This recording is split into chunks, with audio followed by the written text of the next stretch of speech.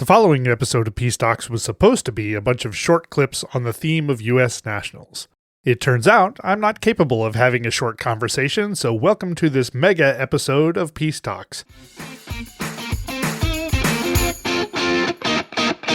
I'm Rob Shields, and this is Peace Talks, the podcast that covers everything to do with competitive jigsaw puzzling. Welcome, everyone, to the 2025 USA Jigsaw Nationals wrap-up episode.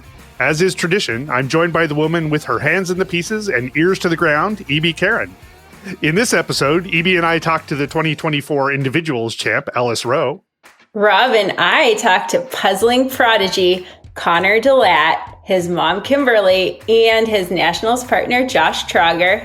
I talked to Zak Hill about the wild, wonderful world of table dividers. And Rob talks to USA JPA board members Faith Taylor and Valerie Coit. But first, E.B. and I talk stats, scores, and all things nationals. First things first, let's talk about the E.B. and Rob challenge. Yeah, I'm sure I know why that's on your list of stuff to talk about first. That's right, because I finally have a notch in the win column. I eked out just barely a win on my guesses here. The totals ended up being 83.5 on my side and 80 on your side, thanks to both you and everybody else who suffered through the piles of bugs. I think I have a much cleaner sheet for next time, but success is success, however you want to count it. So I'm pretty happy about this. Yeah, I'm happy about it too. And congrats. You deserve it. You really improved your algorithm. You expanded to include additional data, which I think was a good choice. And you really put in the time. So you deserve it. I really need you to be more of a sore loser. It doesn't feel like as solid a win if you're like, yeah, you're doing great. This is, however, reflective of the puzzle community. I talked to several people who were at nationals and like near finishing and still cheering for people ahead of them. So this feels consistent with jigsaw culture. The way it broke down is that I actually did fairly well on the individuals side, primarily in Heat 2 by nailing Lauren Cutts for the top and Emma Pan for third, while getting pretty close with Hannah Doyle. So that is the bulk of what led up to my success on the individuals side, where I came away with 29.5 points and you came away with 22. Pretty close to tied on the pairs side of things. I got an extra point 2 points for Andrea Kyle and Don Rasmussen. Got a half a point for having Connor and Josh. And so we ended up at 26 to 24.5 points there. And then you stomped me on the team side of things, where your faith in the puzzle ostriches, your team, paid off in Heat 2, and your inclusion of War and Peace as the team in the finals locked it down for you to 28 on my side and 33.5 on your side. So just eked it out on the individuals. Need to improve my pairs and teams algorithms for the future, clearly.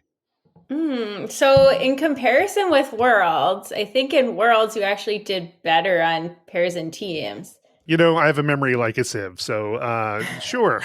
I feel like something about with Worlds, like the averaging it out seemed to help you maybe. Yeah, there's definitely noisier data in the pairs and teams, so there's much more opportunity to just accidentally hit right and accidentally hit wrong. You know, one of the things that didn't work out in my favor is folks like Michaela, who were not in the last 12 months of data and obviously helped you out because you had faith in her. And yourself, probably a little less faith than was deserved because you guys did actually fairly well.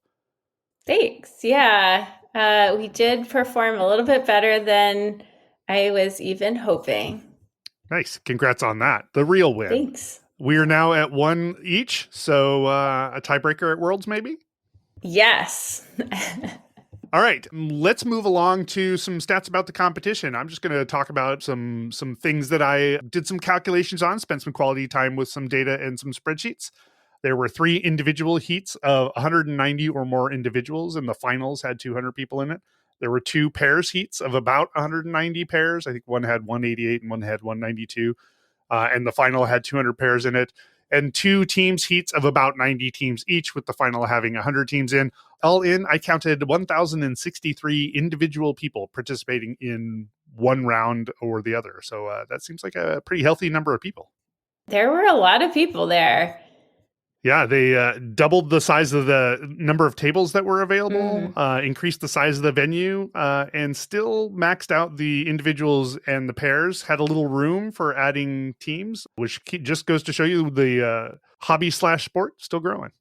Yeah, it was nice seeing how big the room was and really almost felt like the tables stretched as far as your eye could see. It really And did, yeah. yeah, it felt bigger in a nice way. The space itself was bigger, which was nice because there was more room around the tables on all sides, which was also nice. Mm. Um, Still haven't cracked the nut about spectators and how to accommodate that. Something I'll talk with the board conversation a little bit later. But, the thing that I did love was the lighting seemed uniform and decent across the entire venue. I heard nobody complain about it. Did you hear anybody complain about lighting? Lighting is usually the go-to complaint. No, and I think, there weren't really puzzles where it would have been too problematic. I think the individual prelim C, the flower stand had some dark pieces, but I think also puzzle selection was part of it. There weren't really problematic dark puzzles. Let's talk about the individual puzzles. So there were 3 rounds. The first round was a puzzle called Washington Blossoms, which had a picture of a fountain with the Capitol building and a bunch of cherry blossoms all the way around the edge, much to my dismay. As a person who likes to put together the edge, it made the edge pretty impenetrable. Most of the people that I've talked to didn't do the edge until much later. That had the stiffest competition coming in. And I went and took a look at the difference between a person's pieces per minute over the last 12 months and their pieces per minute in this event. And this particular puzzle had the biggest negative difference between the way a person usually performs and the way they performed in this competition. So they were minus 1.5 pieces per minute compared to their typical in this puzzle versus actually the second puzzle, Red, White, and Blue, which is a series of red, white, and blue flowers arranged in a grid. People performed better by about 0.7 pieces per minute than they usually perform. So rather than being at a deficit as in the first one, they were at a little bit of an advantage here. And then the last puzzle was Flower Boutique, which had people finishing again in the negative. It was another hard puzzle, but not quite as bad. 1.4 pieces in the hole on that one, as opposed to performing faster. What's really interesting about this is that I took a look at just the top 100 people coming in and looked at their difference. And for the first and third puzzles, their differences were about the same. So the top 100 people coming into each puzzle on both sides lost about 1.6 pieces per minute. So it was really the rest of the field that suffered when you're looking at the first puzzle being so much slower. So the top people were able to do basically the first one or the third one in about the same amount of time. But those of us who are not in the top 100 people struggled a bit more with puzzle number 1 versus puzzle number 3. That is such a cool stat. I haven't ever heard of that being calculated before, but I really like it. And I think you'll probably have to put the numbers out someplace because I have the benefit of being able to look at them, which is helping me follow along. But that's really cool, Rob. That's a good idea. Thank you. That makes me feel good. And then just the last thing is that despite the fact that the first puzzle, I would argue was a little harder, especially on the rest of the field, more people finished it than finished the third puzzle. And I'm not saying a lot of people finished it. About 34% of people finished the first puzzle, 31% of people finished the third puzzle, and a whopping 70% of people, almost 69% of people finished the second puzzle. The second puzzle was definitely the one you want out of these. The first and the third one sort of interchangeable. Moving into the final puzzle, the Home Sweet Home puzzle for individuals finals, we saw people perform slightly better than their typical. So they performed 0.3 pieces per minute better across this puzzle versus what they had done over the last 12 months, which suggests that this actually was not such a bad puzzle, relatively speaking. And the top 100 people actually still did better, but they didn't do better by as much. So the Demelsa Houghton puzzle was a little more accessible to the rest of the field. What was interesting is that people finished 100% of people who made it into the finals finished this puzzle. which is not a theme we will see ongoing. So just as a note as we're going through this, the hardest heat for individuals, in my opinion, was Heat A, which was the heat I was in. I guess one other stat that I'll highlight is the fact that this is the second year in a row we've seen themed solo prelim puzzles. So back in 2024, we had the food theme. Mm-hmm. This year, when that first puzzle came out, I was thinking, is it DC themed? Flower wasn't my first choice. And then the red, white, and blue flowers, again, is it DC themed? And then the third one was, pretty clearly flowers. But now we kind of have an idea about what to expect after solo prelim Heat A next year in Atlanta. Hi, this is Editor Rob from the future.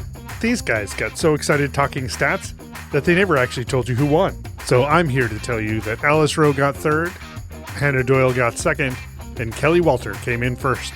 I'm guessing I'm going to have to be back to tell you who won the pairs and teams as well.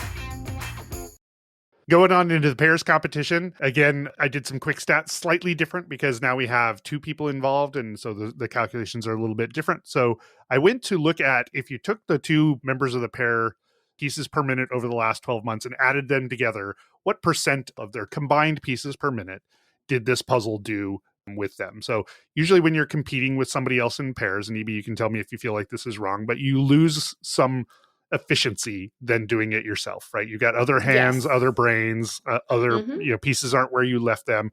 And so I think of this as sort of an efficiency factor. So the people who finished the first pairs puzzle, Art Studio, by Gina Gina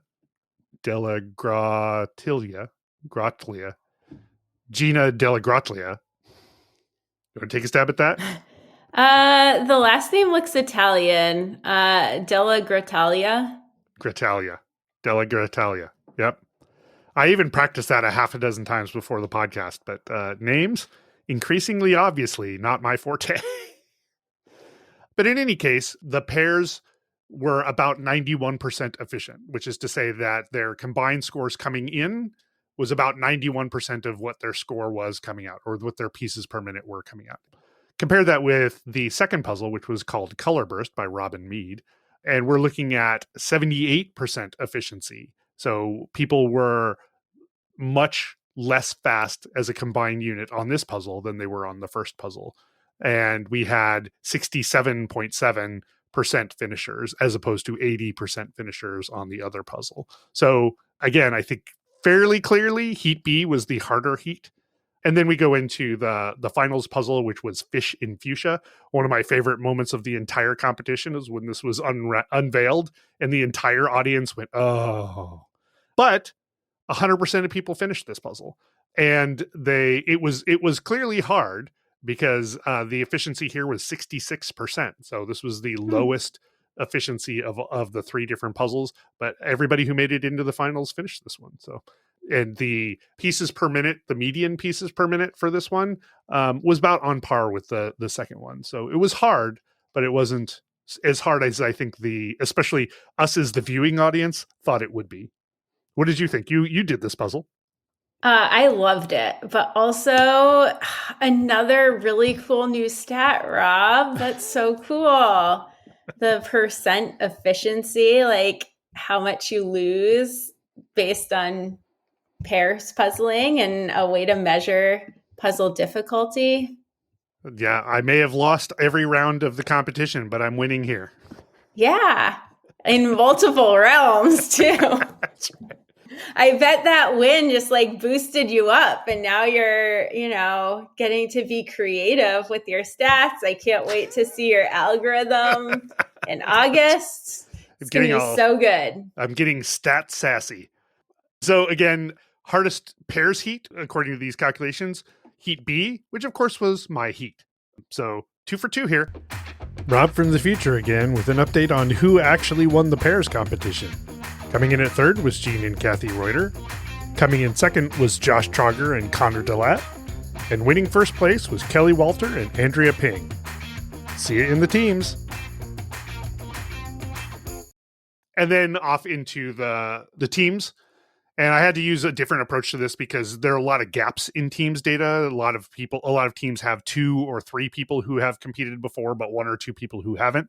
So I had to take a different approach to this using something that I call the power ratio. I'm not going to go into explaining it, but just keep in mind that a higher score is better. It means you're going faster. And the first heat, which had a puzzle called the Butterfly Place, which I really wanted to do because it has a cool border, and as a person who likes a cool border, it seemed like it was easy to plug into. And then had Ocean Lounge in that same heat by Dean McAdam, which is pretty, but not something that was really up my alley. That had a power ratio of 2.09 to be specific, and about 54% of people finished that puzzle. On the second heat, the power ratio there was 1.9, so 1.9 compared to 2, so lower is less good.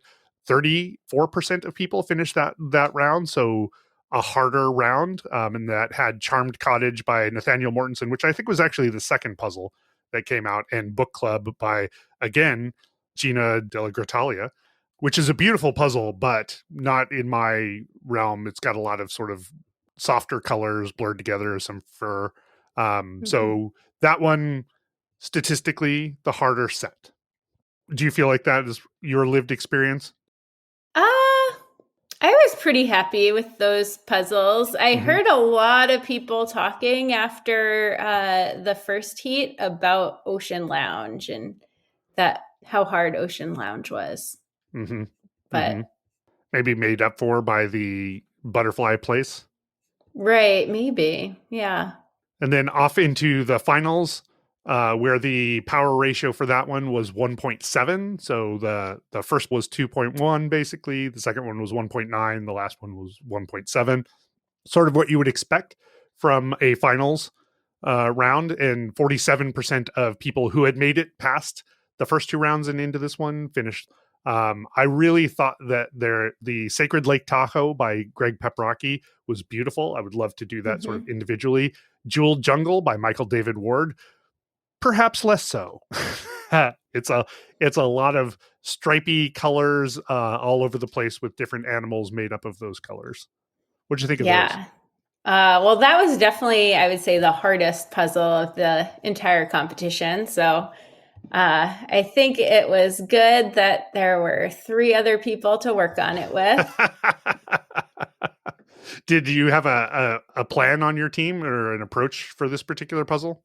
Well, some of my teammates are more like top down kind of, I'm going to find the tiger. The tiger was pretty recognizable, or the leopard, which, you could find if you looked really hard. I'm more of like a bottom up puzzler. So I'm just like, oh, this is the same color. I'm going to put those 2 pieces together. So we had like a range of approaches, which probably helps Nice. to not, have people doing it different ways, because if you're all trying to do the same thing and it doesn't work, then it's really painful. We did shape sort. It picked up so much after we shape sorted, and I think our biggest takeaway was that we probably should have shape sorted earlier. Interesting. Again, hardest heat here was the B heat, which of course was my heat. Trying not to take this personally, but it seems like everything is lined up to give me the hardest experience possible throughout this competition.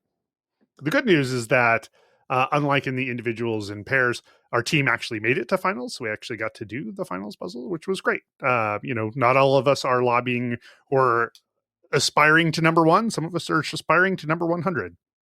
All right. So that is sort of a statistics-based rundown of the puzzles. You should definitely go to probably the World site where they have pictures of all the puzzles. So you can see them. Some of them are beautiful and definitely worth checking out. And if you want to see how any individual did, that information is available. I think it's on worldjigsawpuzzle.org.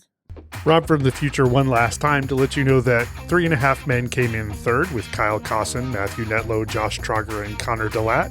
Second was the Jiggernauts with Jessa Douglas, Kelly Burr, Hannah Scott, and Alice Rowe. And in first place, Jack Be Quick with Jean Reuter, Kathy Reuter, Andrea Peng, and Kelly Walton. So that's sort of the puzzle rundown. Evie, what else was interesting as far as the weekend was concerned? Well, I loved seeing some of the people that we talked about in our Who to Watch podcast come up. And I did, in addition to your win, I have to give you a lot of credit for, I think, the urban legend of this year's Nationals, finding Grayson in the data. Because Grayson came in second in their prelim heat and 11th in the finals. So nicely done. Yeah, I was cheering for them because I was like, I saw you in the data. Another kind of fun rivalry upset is Jean and Kathy Reuter. So not only did you beat me, Rob, but Jean beat Kathy this year, which is the same as last year, actually. At Nationals? At Nationals, yeah. But Kathy's been holding the bragging rights title for quite some time in the sort of Reuter sphere. So I imagine that Jean probably felt as good at beating Kathy as I did at beating you. So glory to be had all around. I want to take a little credit on finding Hannah Doyle. And I'm glad we got to talk about Hannah in the Who to Watch podcast, because after coming in, I think, fourth in her prelim heat, Hannah placed second in the final. So not really an urban legend because Hannah has a big presence on Instagram and she streams on Twitch as well. But I'll take the credit. Credit where credit's due. And Hannah is not one who's so far down the ranks or so far out of typical competition that she wasn't noticed. I got to chat with her briefly on the live stream, I think for individuals finals, and just add her to the pantheon of delightful people I've had the opportunity to chat with. So that'll be a strong player, but another one who's actually a real nice person to talk to. Yeah, and an inspiration. I mean, she went from spending New Year's Eve puzzling alone. That's right. And 16 months later, she is placing second in Nationals. It almost makes me want to puzzle alone on New Year's to see what happens. I'm pretty sure that's how that works. Yeah. And also Irina. Yeah. So another one we talked about on the Who to Watch. I don't think Irina was in either of our top 10 predictions, but a surprise came in sixth in the final. So well done, Irina. Any highlights or surprises? Yeah, well, the only thing that I see that isn't on your list here is, and I'm not sure if this is a surprise, but it was definitely a highlight, which was Kelly Walter sweeping all three categories. That was pretty great. You know, for Worlds, I cheered pretty hard for Kristen, and I felt similar for Kelly this year, where you know, she was part of the winning team, she was part of the winning pairs, and she took the individuals, and that seemed like just such a great achievement. So I was really happy to see her do that. Yes, I'm so happy for her. Oh, one other surprise was Girls in STEM. This was a team based in the Bay Area. Hannah Doyle, who we've already mentioned, Caitlin McCluskey from Canada, Sky Vandalist, and Chloe Glickbarg.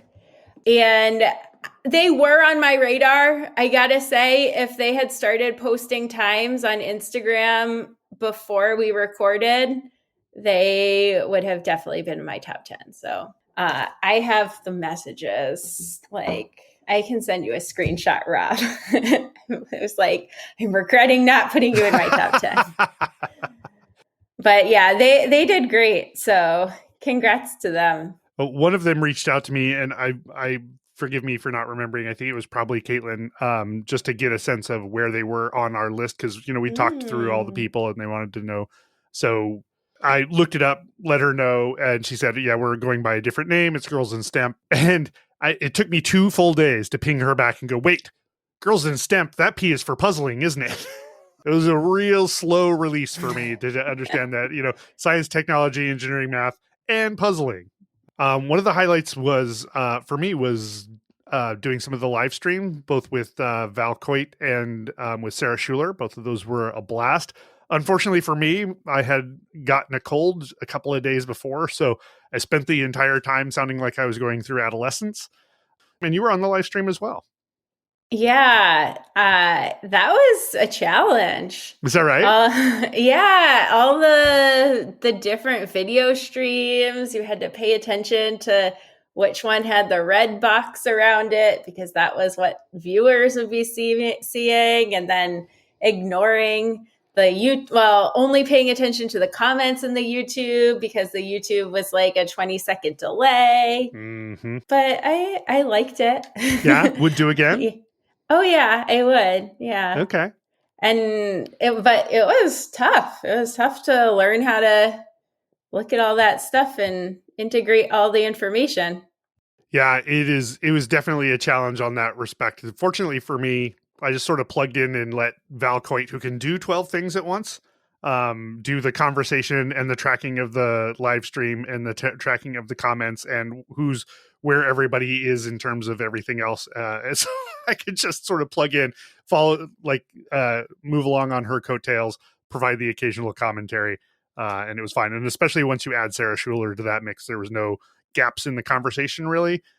So it was not so hard. I didn't feel I had to invest in all the different things that you definitely, to your point, are there to be examined. I think as a external viewer, you don't quite have the understanding that, especially in that scenario, it's really actually hard to keep track of who is where in the competition. Because in this case, you're looking at one TV screen that's probably, 12, 15 feet away, divided into 6 boxes, some of which have what competition is. And I don't know about your experience, but I could probably see maybe 3 to 4 tables worth of people. And then there was, just as you said earlier, a big sea of tables, and we're sitting at table level. So deep respect to those folks who can keep track of all of those things going on with such limited inputs. All right. Well, that basically takes us to all the fun and interesting things, stats and otherwise, that we thought might be interesting to share. Evie, thanks again for joining me. What do you have coming up? Well, I'm trying to organize a 3,000 piece solo remote puzzling marathon over Google Meet or Zoom or something, where a bunch of us, hopefully do Caron puzzles, 3,000 piece puzzle in one sitting. Wow. Do you have any idea how long that might take? So a Croatian puzzler, Twitch streamer, Metro Liha, did it in about 20 hours last year. Ooh. But she did it on the floor. So I'm hoping that just by doing it on a table, could take off a few hours. And is this a invite only sort of activity, or should folks reach out to you if they want to participate? Oh yeah, people can reach out to me. I put it in my Instagram story and got a good number of people who are interested in doing this crazy thing together. So, do you have an idea of when you're going to do it? Possibly June 17th. And remind folks of what your Instagram is so that if they want to reach out to you, they can. Yes, it's at Puzzle Free or Die. Awesome. And if you want to watch either EB or I or both do some commentary from U.S. Nationals, that stuff is all available on the U.S. JPA's YouTube, which is at USA Jigsaw. EB, thanks for joining me again. Yeah, thanks for inviting me. I look forward to our next, what would you call it? Showdown? Matchup? Showdown. Yeah, that's good. Connor, Kimberly, and Josh, thanks for joining Peace Talks. I'm going to start with Kimberly. Kimberly, are you a puzzler yourself? I am not. I wish I was a puzzler because it has brought great joy to Connor's life. But we honestly do not know where this skill came from. I never grew up puzzling. My mom loves to puzzle just casually on the side, but nothing like Connor. If you had told me that I'd have a son that was a nationally ranked speed puzzler, I probably would have laughed at you. But we are very, very proud of him. And but we honestly do not know where it came from. It is just a God given gift that he has just developed, and he definitely works hard at it. But it definitely did not come from Kevin or myself. How did Connor get into puzzling? He started puzzling when he was probably 2 or 3 years old. He had a teacher at school who actually, ironically, now follows him on Instagram, Miss Claudia.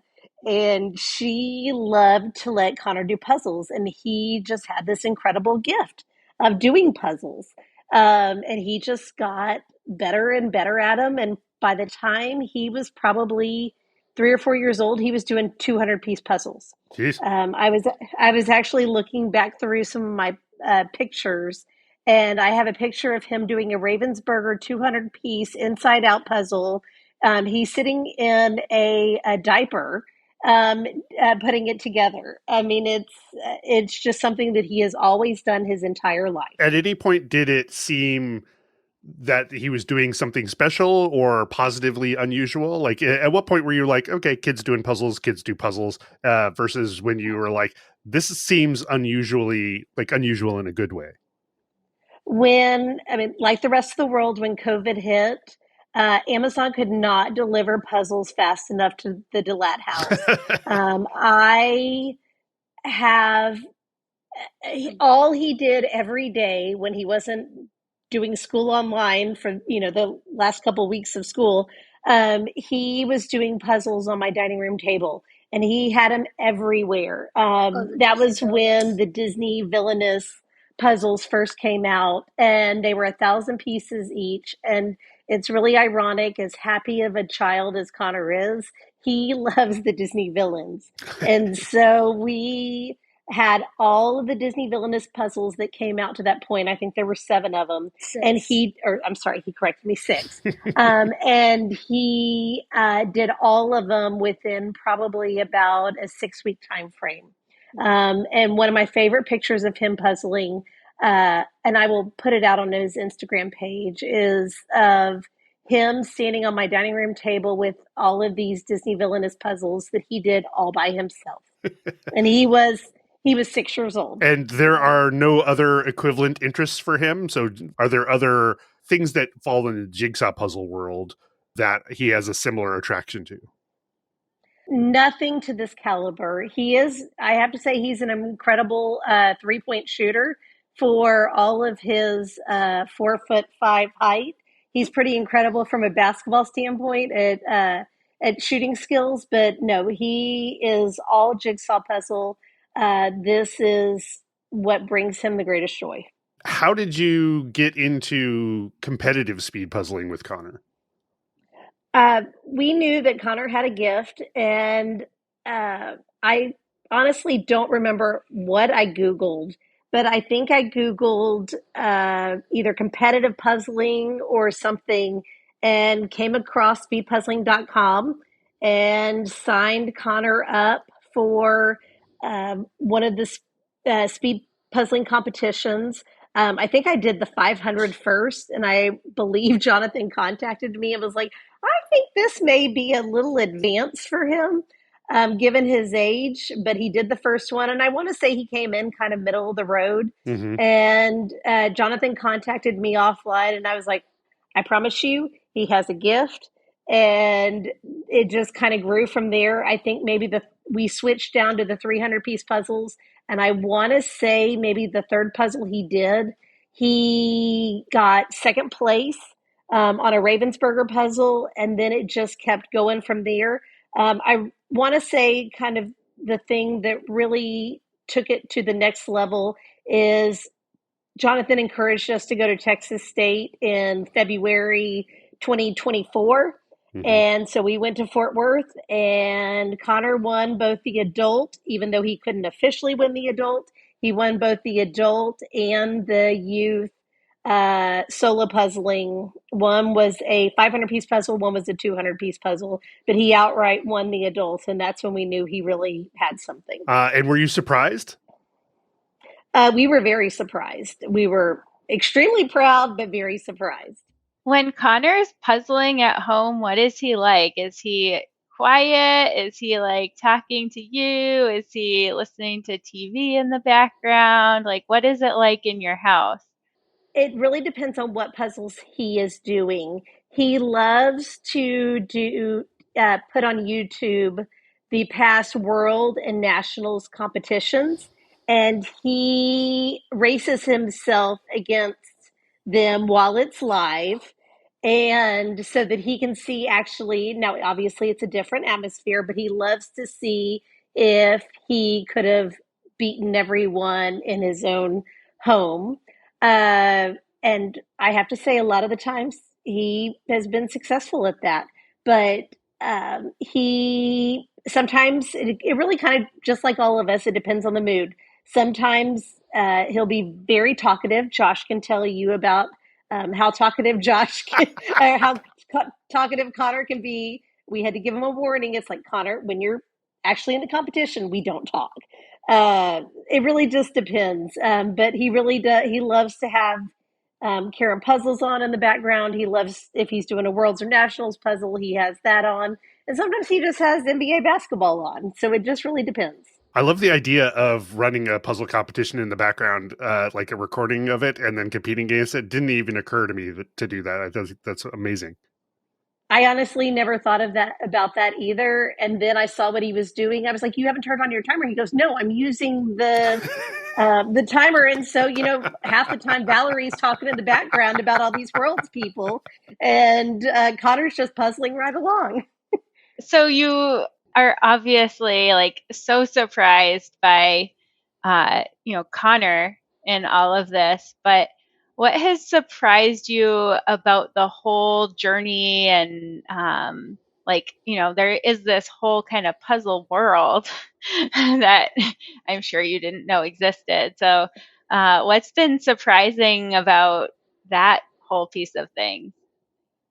I have to say, the puzzling world honestly is just the nicest, most genuine people. Um, they just, and to be honest, starting with Josh, couldn't have asked for a better pairs and team partner for Connor.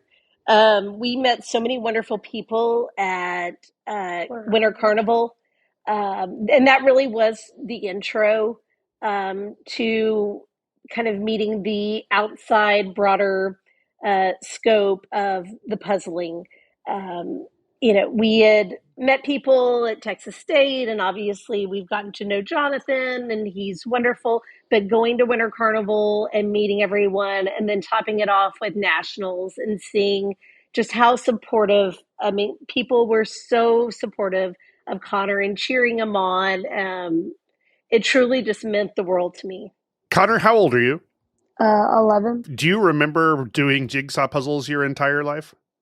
I can kind of remember just doing like 50-piece puzzles on the ground. What is it about jigsaw puzzles that you enjoy? I just like putting the pieces in and putting together an image. Because also sometimes when I'm kind of bored, I normally kind of draw or I look up a video on how to build stuff in Minecraft. So I just like building. Did you know that there was competitive speed puzzling out there before you got into competitive speed puzzling? I did not. So I watched one of Karen's videos after my mom told me about speedpuzzling.com. And I was thinking that that'd be really fun and that I can show that I'm really fast. And did you know that you were really fast already? I don't really think I did because I knew I was going up against a lot of adults and I was only like 9 when I started. So, like, I didn't think I was going to be really fast. But it was something that seemed like fun anyway. Yeah, I just wanted to try it, and if it didn't work, then it was fine. But after I think I got like 15th in my first puzzle competition, Hmm. so that's when I was thinking that maybe I should try 300 because I saw that they had junior divisions, so I thought maybe I should try to compete in those before doing the going up against all the fast people. When you finished 15th in the first competition, how did you feel? I think I didn't really thought I was fast because my time was like, it was the beach. Masterpieces won 550. I thought it was a good time. I did in like an hour and 34. And I saw top time was like an hour and 2. So I thought it was a really good time. So that's why I did 300s because if I did that in 34, then I think the 500s would be really, 300s would be really Hmm. fast. And then my mom signed me up for the 300, and then it was another Ravensburger, and I think I got like, my time was like 29. I don't know what place I got, but almost about an hour from my original time on the 500. And how did that feel?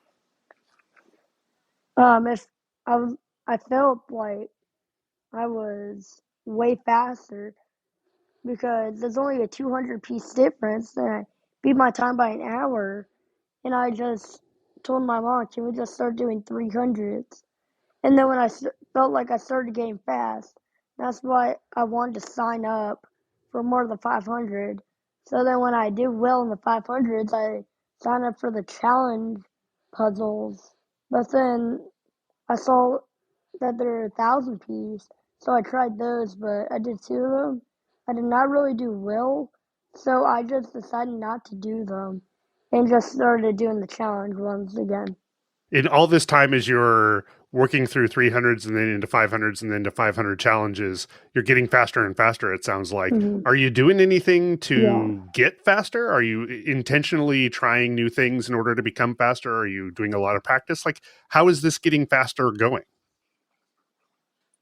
I normally try to do hard 1,000s. Like right now, I'm doing a Declaration of Independence picture, like the famous Hmm. painting, and so far it's really hard.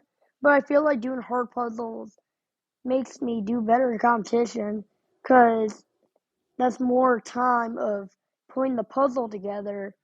So then, like when me and Josh did it, the first round, like 25, that's really fast. But I don't really want to just do easy puzzles all the time. I want to do one hard, so in case we get a hard one in a competition, I'm not like being so exhausted like I've never done it before. Yeah, so that's actually very insightful for your own about your own skills and how to improve. Do you do specific things to practice to get better? Like, are you? I know you just said you do harder puzzles, which is great. But do you do things like practice certain skills, or do you really just get in and do a lot of puzzles, and that's how you get better? Well, yesterday I was at my friend's house and I kind of had a little bike accident. I fell like on my right leg and my right arm. So then yesterday, so today I'm just doing puzzles with my left arm. So I feel like the whole that kind of helped me got better. I was using my left hand because I'm a right-handed, and I'm normally doing a puzzle with my right hand and trying like the one on the puzzle. So I felt like that kind of made me faster, and it'll help me be better. I think the world should watch out for when he really does real training strategies. I know. I do you think that you can go a lot faster than you currently do? So in my interview on nationals, I said that I felt like I do a lot of puzzles multiple times so that I can get put better at different kinds of puzzles. Just I am not good at busy because like I normally just do fun illustrations that are really easy. But then when I got some busy ones at Winter Carnival. That's when I realized I need to practice more busy. So when speedpuzzling.com gave us the Disney one, I knew it was going to be a busy one, so I knew that was going to help me. And I just did it really fast. Like, my hands weren't stopped putting pieces in.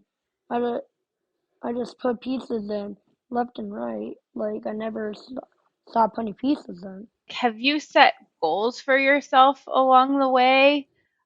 Because some of what you've said, it sounds like you think a lot about your performance, and I'm wondering, like, do you set goals for yourself? So sometimes on speedpuzzling.com, I'm like, I think my goal is under 50, and like when it's an easy puzzle, Ravensburger, that's when I'm like, maybe my goal is like around 35. Like with the challenge ones, like you can't really predict what your time's going to be because it looks kind of easy at the beginning, but then when you keep going, it gets really hard.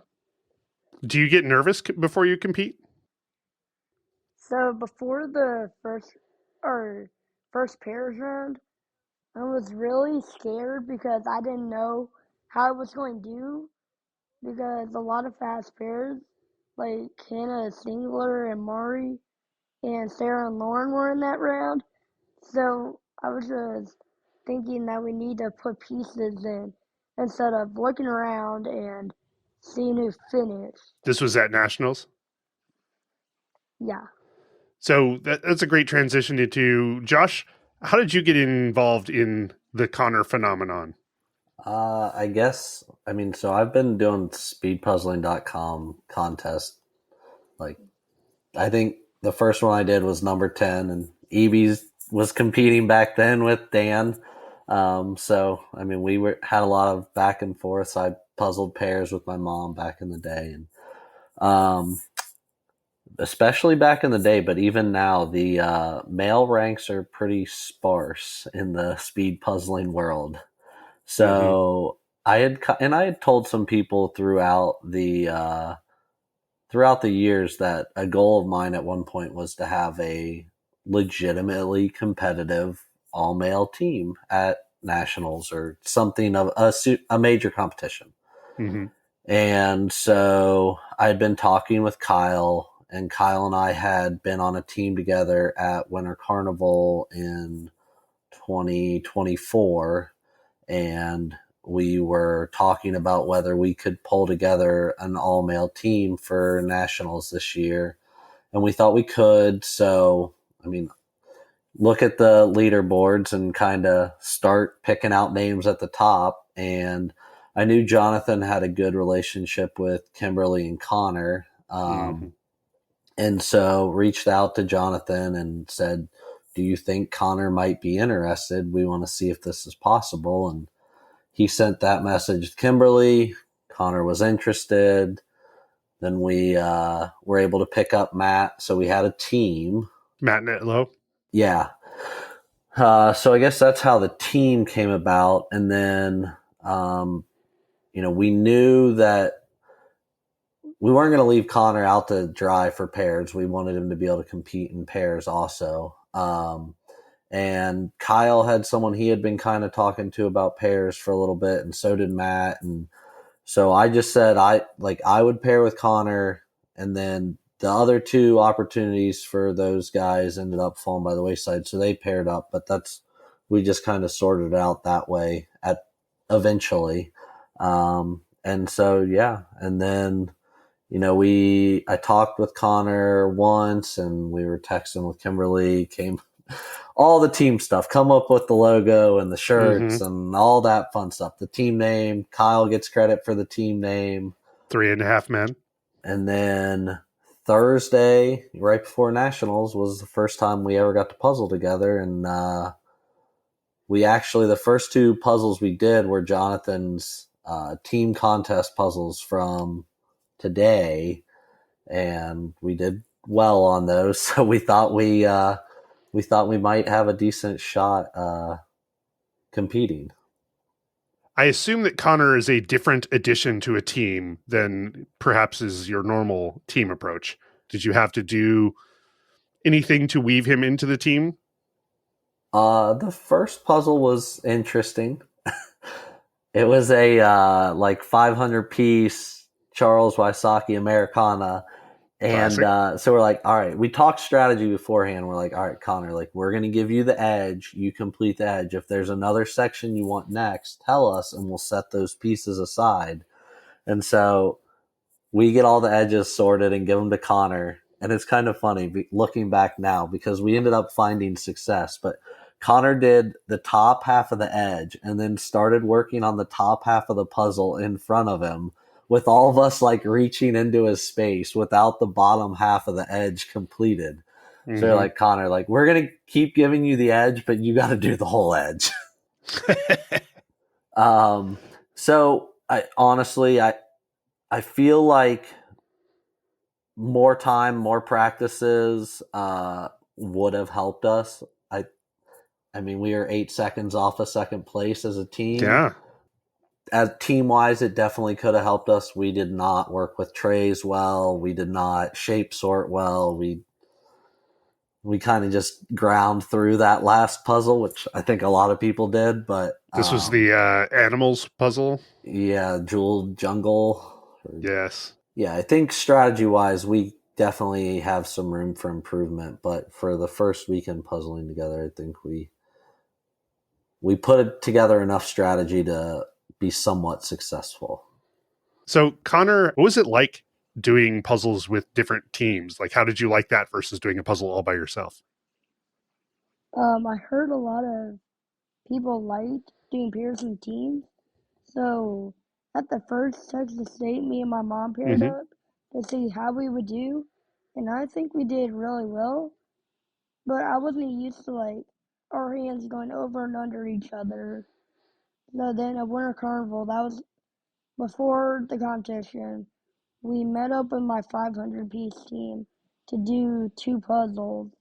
And I think that's where I really got used to doing a team. Because the only other times I just did it as a pair. And sometimes I do puzzles with my grandmother and my grandfather and my mom. So I kind of got experience with that. But I feel like Winter Carnival was when I really got into teams. And then it sounds like with Josh and Kyle and Matt, there was a discussion about how to approach the puzzles. What did you think about being either assigned to or choosing just a component of the puzzle rather than working on the whole puzzle altogether? During the call before nationals with Josh, I told him that if there's a distinct part of the puzzle, if like the edge is really hard, but I see a section in the middle that might be easy that is like probably about 25, 50 pieces, I may just stop working on the edge for a little bit and get that in place because it's better to move on from the edge if you see an easy part than if an edge is really hard, keep doing it because that might waste time by doing the middle of the puzzle. Right, but now you're having to coordinate your activity with 3 other people who are also contributing to the puzzle. Is that something you feel you have to work on, or does that work fairly smoothly? At nationals, when we did the teams, I knew I had to do the edge because then that may make us faster because I know a lot of our guys were fast. So I just did it because I thought that would probably make us faster. So then we had something to work off of. Yeah, that's exactly what I was thinking. Yeah, which is a great point because sometimes the work that you're doing may be hard, but it sets all the rest of the team up for success. And that's a different way of thinking than when you're doing it all on your own. Connor, I know you're a Disney fan, so I was wondering if you had to pick a Disney character for each of your teammates, who would they be? I think for me, I would do Stitch because I really like Stitch. I don't really know about any of the others, but I know mine would be Stitch because I really like Stitch a lot. Because I know Wicked Quick has mascots, but we don't really have any. Opportunity for improvement then. Yeah. So I was watching the second team's prelim today, and I saw that Wicked Quick was like doing stuff about their mascots, like this person does stuff, and I thought that was really funny because giving a mascot like something to do may seem a little bit funny. All right, so next nationals, you're bringing a mascot, and it's going to be Stitch. Probably. What do you think you would do differently next nationals? I don't think I would look at other people because in the team's final, I know we didn't really do our best, so we were still with fast people, but I don't think those people around us were on the same level as we were. So on the first one, I was locked in because it was easier than a lot of the other ones I did. So I just put all the pieces, but I just tried to put as many pieces as I could because I'm really good at grip for proxy puzzles. And then we finished it. But then when we saw the second one, I knew it was also going to be hard, like the tiger one. So then I just tried to do whatever distinct part there was on the puzzle, and then just get it done. And then at the end, we kind of sheep sorted. So then we knew that was going to make it go faster. And then we saw that we were like only 8 seconds behind. So then we knew that we'd be confident going to the next nationals. Is shape sorting a skill that you've had to work on? Because I imagine, well, actually, I don't know. Do you do a lot of shape sorting when you do when you're working on a puzzle on your own? I never do shape sorting because a lot of the times with the 1,000, when there's one solid color, I just try to do as much as I can. If I have to, I will, but I mostly just try to put the pieces in instead of shape sorting. We had a rough shape sort. It was not a clean one. And like for pears, we did not shape sort at all on that fish. He's really good at picking up the color differences and like their location on a piece. So it would not surprise me if he has not shape sorted before. Interesting. Obviously, he's exceptional even for an adult puzzler, which I imagine means that, it makes me wonder what's going on in his brain that's like unique and interesting and special. And so I'm wondering if you've noticed any ways that he approaches a puzzle that seem to give an insight as to where the speed comes from. I mean, his hands move very quickly, but I think his eyes and brain are also moving that fast, and that's all one piece of it. But he ended up being far better than I ever anticipated at using the box and placing pieces or chunks of pieces, like very strong at it. And noticing distinct elements and where they were in the puzzle. So, Connor, is that the details of the puzzle seem fairly obvious to you when you're looking at a box? I normally open the box and put it on the box top so that I can look at it while we're flipping, and I can tell Josh, like, we should sort this while I'm doing the edge. And if you want to, then you can just do it. So then I'm normally looking at big, easy chunks to do, so it would cover most of the puzzle instead of just a tiny section sitting there. Do you see all of the little details? Like with that fish puzzle, there were a lot of details going on. Are you able to? Is it just easy for you to look at that and go, obviously, this little fish part, I know what to look for those things? On the fish one, I really just did the edge, and while I was doing the edge, I just looked at the whole image. Like I took a little, like 10 seconds just to look at it, so I know, gosh, sort this fish, and I knew where they were on the puzzle. So I think taking those 10 seconds really helped because now then I knew the image and just put pieces in. I knew where I saw in the box they went. And then at the end, I just really put the pieces in where I saw the empty space had the kind of same Hmm. piece cut.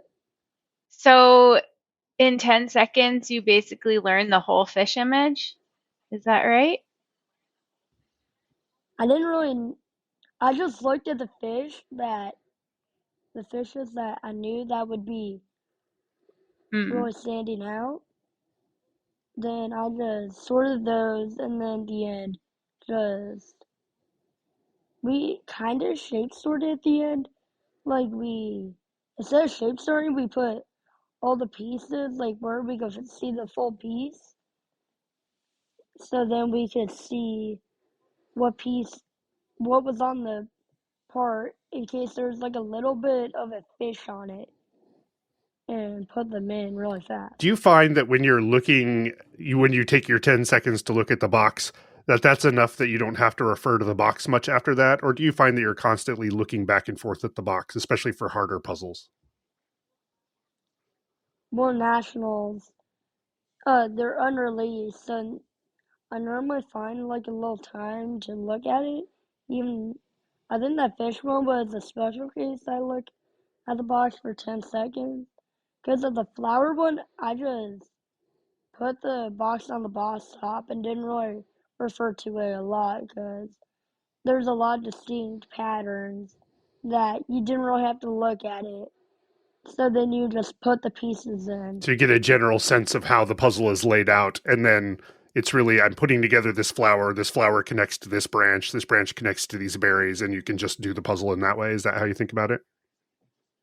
Yeah, so when you're coming down to the end of that one, Josh was like filling up the top part while I did the bottom dark blue part, and I kind of got stuck for a little bit. But then when I looked at the image again, that's when everything started coming together. And what about in the speedpuzzling.com competitions where you can take like a minute to look at the box after unwrapping it? Um, do you find that you have to look at the box after that, or you pretty much know, like, because that's a lot more than 10 seconds, like probably 60 seconds? I normally just ignore what they're saying unless it's like really important and just study the image so I won't have time during the puzzle to look and waste a few Yeah, I seconds. sometimes ignore what Jonathan's saying too. How dare the both of you? I hang on Jonathan's every word. Connor, in the Winter Carnival, it's when I first heard of you. People in the know, like EB, knew about you before that because they watched the leaderboards on speedpuzzling.com. But I imagine a lot of people found out about you for the first time during Winter Carnival. And so I imagine that means you got a lot of attention. And then I think that probably as you went to nationals, people knew about you from Winter Carnival, but new people discovered you and you got probably more attention. How has been Mhm. getting all of this attention been for you?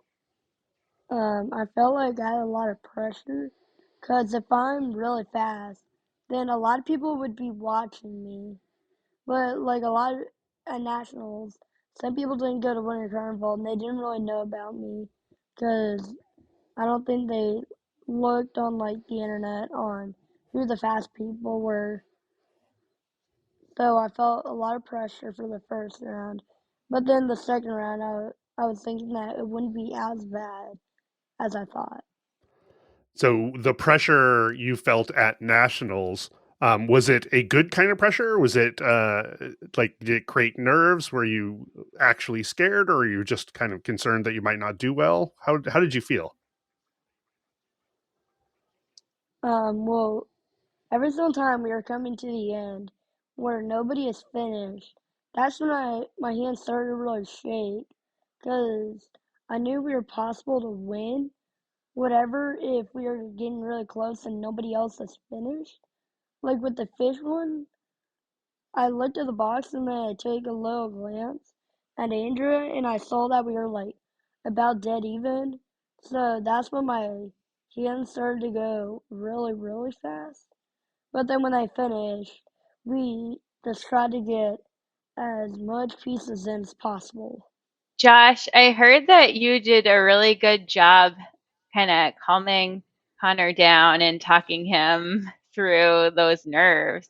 Can you tell us what you were telling to him? I mean, it's just some gentle coaching. It was, I mean, he was definitely nervous in the first pairs prelim. Like, seemed a little frustrated when we opened the box. He thought he would have preferred the other puzzle, but honestly, like, I know Kimberly said that he should not talk, but I would rather him verbalize his emotions and let us work through them together, to keep him, moving as fast as he can. Because, I mean, I understood that I was the supporting player in this, and that a lot of what I could provide was helping coach him. I mean, I was literally sort edges, get chunks of fish together in the finals, and hand them to him to place. And to help him go fast, some of it was definitely the mental aspect rather than the helping with the pieces. It was just more about keeping confidence up that, we could do this puzzle, we would get it done, we'll do it fast. Let's just keep focused on putting pieces in, and it'll all come together. Um, and it little different in teams. The teams prelim, I think, was rough for all of our team. That first puzzle was not our favorite puzzle image, and Remind me which puzzle that was. the tiger and frog. Yes. The 3 tigers and frog on a kind of very painterly background, a lot of colors that blur into other colors. Yes. Mm-hmm. And, we made up a little ground on the second puzzle, but not enough. And I don't think we were thrilled with it. But I think our team kind of saw our potential on the first finals puzzle. I mean, I didn't think it was possible for a team to beat Jack Be Quick on a puzzle. So for us to finish that as quickly as we did, I think was pretty surprising to me. And I knew once we opened the box for the second one that they were going to catch us, but we were still going to go as fast as we could.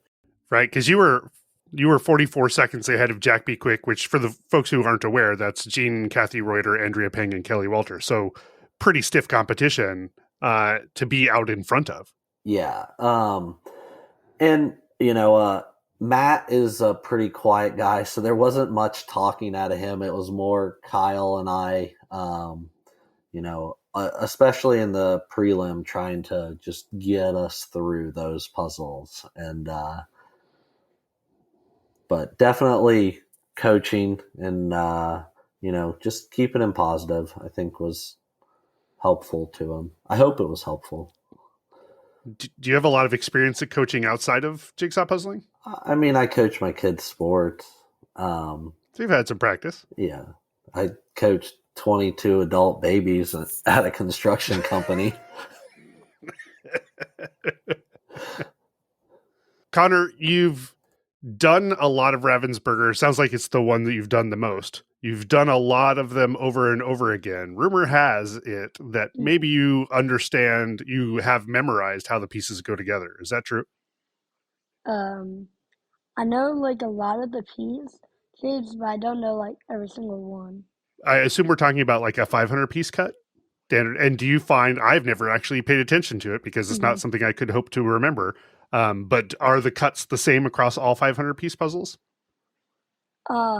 Sometimes the printing is upside down from another one, but they're all the same cut. And do you find that is helpful for you in getting the pieces together, especially on an exceptionally hard puzzle? With the Washington Blossoms one, that's where that would really come in place because I did one I did it like a few days ago, and I actually started with the border because I wasn't like trying to be like super duper fast, but it kind of went together really well. I think I finished the edge around 9 minutes, and then put the other flower pieces around it. Okay, I'm gonna go cry for a little bit because that was my round puzzle, and I couldn't even approach the edge. That's pretty amazing. So actually, because EB, both you and Josh are substantially better puzzlers than I am, do you ever find yourself committing some or all of a piece cut to memory? No. No.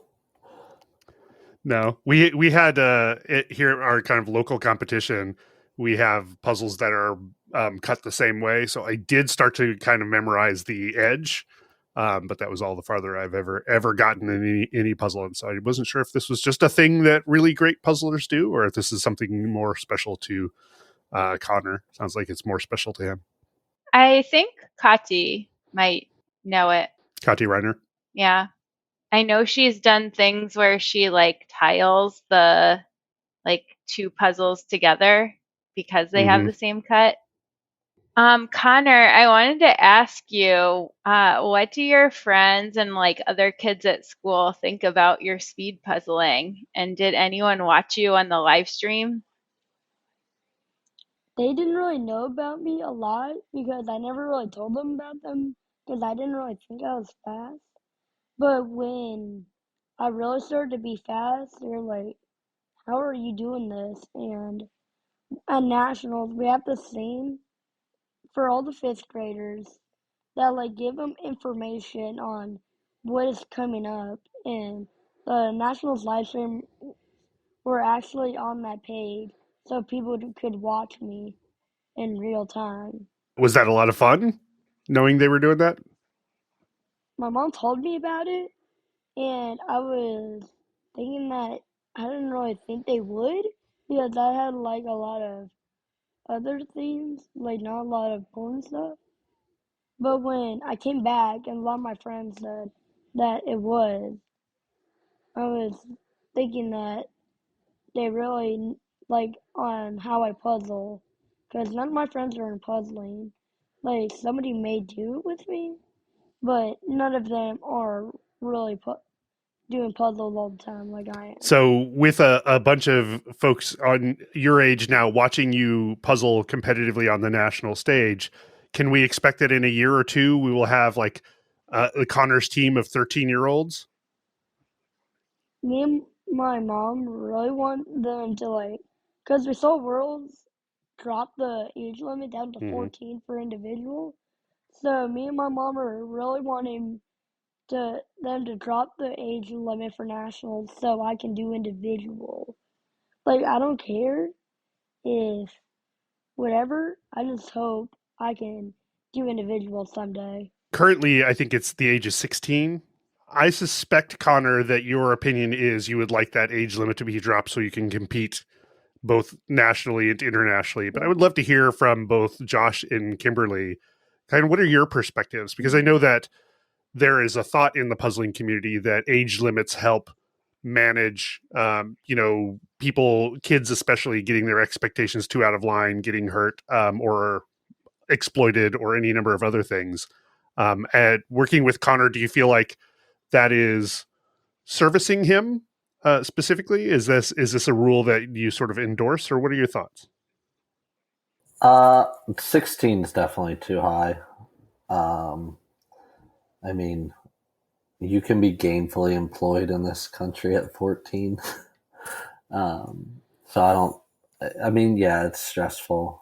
I know it would be a big ask to push them to like allow it completely whatever age. And I understand some of their reservations, and I understand the stress that it can put on people. But a lot of how people internalize stress depends person to person and maybe isn't as much age to age, because if you look at kids in youth sports, they're under far more pressure than someone competing at a puzzle contest. There's a lot more lifetime dollars on the line for a 13-year-old playing soccer, football, basketball. So, I definitely think it should be lowered. I could potentially get on board with the 14. But again, there's some precedents out there, right? That I don't think chess has a lower age limit. You can have 9 and 10-year-old grandmasters if they can get there intellectually, right? I understand why the board has made the decision they have made, but I think it's also worth saying you have a superstar, you should let him compete. Kimberly, as the parent of a superstar, how do you feel about all that? Well, first of all, I think Josh said it perfectly. I think that some of Connor's friends in playing baseball as the pitcher or so many different sports out there, there's so much pressure on these kids that I don't think any of us had on us when we were growing up. I think I don't think I would have put Connor through if he had been allowed to compete. I think it would have been a lot his first one. Personally, and I know I'm his parent, I think he's proven himself that he can compete on the national level and compete very well. I think mentally he could do it as well. I think, obviously, whenever you're doing something individually, it's much harder. But I mean, look at the way that Connor and Josh uh, competed both in the prelims and the finals. I mean, just the two of them, they got first and second in first in their prelim and second in the finals. I mean, that's just two of them. I think that he can handle that pressure just fine. And I know that there are different people who have different opinions, but I think if the parents feel that the child can uh, if they can if they feel that it's okay to put that pressure on the child, I think that the child should be able to compete. Like Josh said, there are lots of things that don't have a minimum age limit, so why does this one? So, but obviously I'm Well, not. and also from, a brief outside view, a pretty involved, supportive parent. Not everybody necessarily benefits from a solid parenting capability. I yeah, and I try to be very protective. I mean, obviously, he has an Instagram page that he has absolutely nothing to do with. He looks at it, but he has absolutely nothing to do with the content. To be honest, it made my 14-year-old very upset that why his 11-year-old brother had an Instagram page and he didn't. So, but that's kind of the parents we are. His Instagram is to get his visibility out there, not necessarily for him to control his Instagram. So we are very, very protective of him and know that he has a gift. But obviously the board has their reasons. I just hope in the next few years it can be um, changed or an exception made. Yeah, I think one of the things that makes Connor special and you special, Kimberly, is that this has been driven so much by Connor and you're just along for the ride and supporting him in whatever way you can. And I wonder if the rule is there for families where to keep the parent from driving, it seems like your situation is very unique because of Connor and how special he is. As Sarah Schuler said, I'm his momager. That's what I'm here for. But obviously, very, very protective of him, and um, just very proud of him. Kimberly, Josh, Connor, thanks for joining EB and myself on Peace Talks. Thank you. Thank you for having us. Alice Rowe, thanks for joining Peace Talks. Thank you for having me. I'm so excited to get into chatting with you to talk about sort of your journey and how your experience with nationals was. But I want to sort of jump back in time to get started. Last year, when you came to last year's nationals, you hadn't competed in any large scale competitions, I'm guessing. So how are you feeling going into a competition like that? Yeah, I had done a couple like really informal, like groups of four, like in like the pub sort of, but I had never, yeah, this was my first like serious competition. So it was nice not being known. I felt like I didn't have like any pressure and I was just there to have fun. And did that change over the course of the weekend?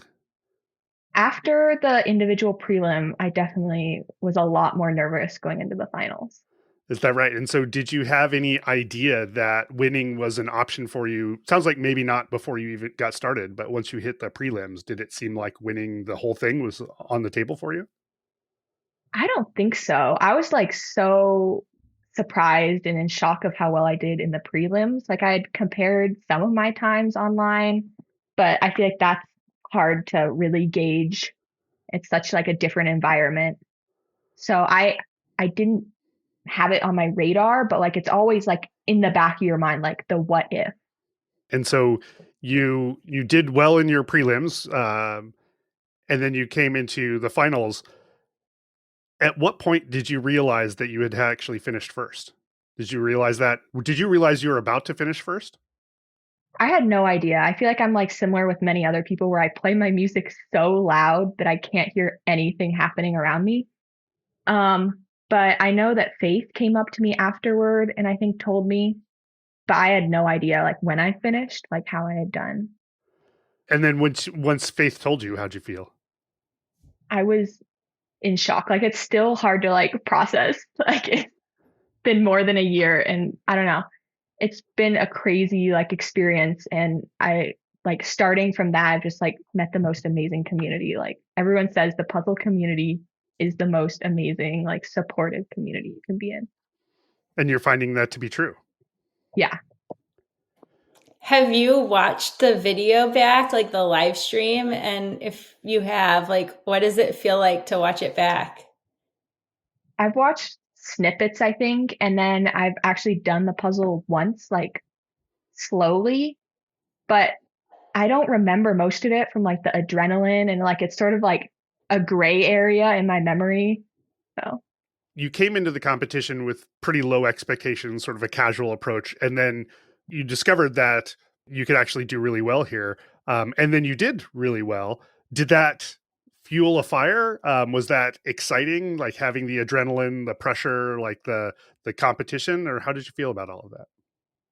I think like coming from a more competitive like sports background, like even in that like first preliminary round, I definitely had like a lot of the adrenaline, but the pressure is like something completely different. And it like, I think it does push you to like be faster, but it also like there's a mental battle to it. Do you feel like your experience in sports, because you have a basketball background, am I remembering that Yeah. correctly? Do you feel like that gave you a lot of the mental tools to deal with the pressure as it came up? I don't think necessarily the mental tools, but I think just like having been in a very competitive environment like in the past helped. So you were 17 at Mhm. the time of last year's nationals. One of the topics that is coming up with Connor, performing so well at this year's nationals is the age limit. What are your thoughts on the age limit? I actually was thinking about going to 2022 nationals, but I was too young then.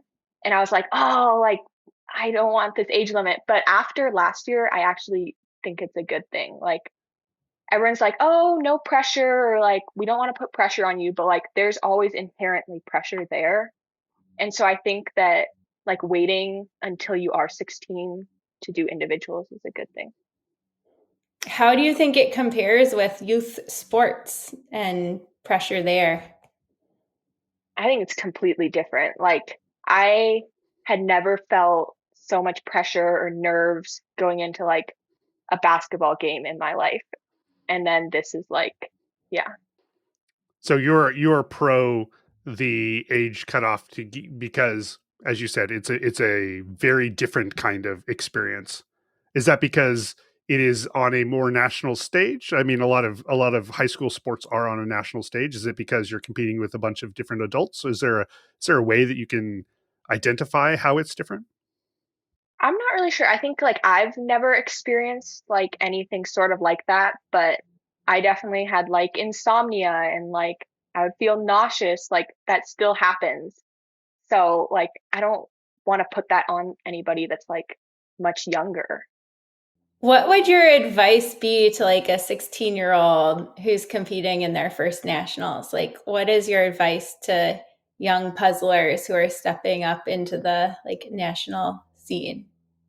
And I would say just have fun.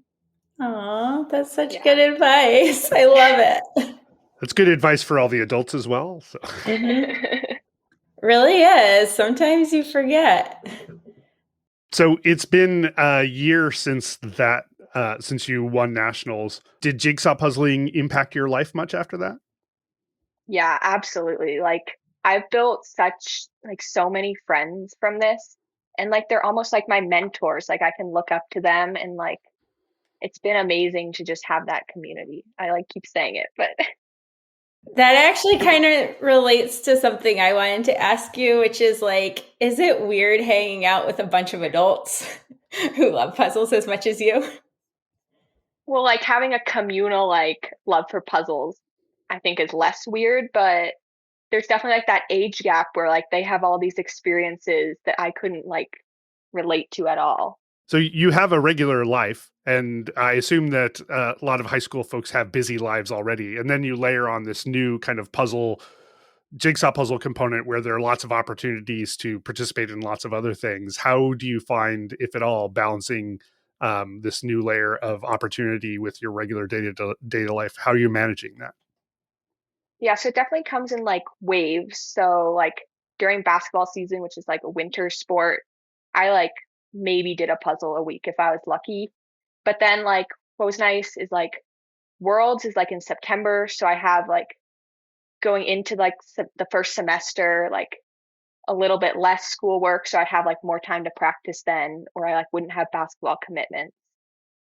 But like if I went to like Winter Carnival and I felt a little unprepared for that just because I hadn't like had the time to do puzzles, but I think you just have to remember that like you do this because you love it, and so like it doesn't really matter how you do. Like Speaking of Winter Carnival, you and Kelly Walter both participated in teams events, but you didn't participate in individual events. Is that because you felt like unprepared, or because you wanted to keep it fun, or what was the thinking there?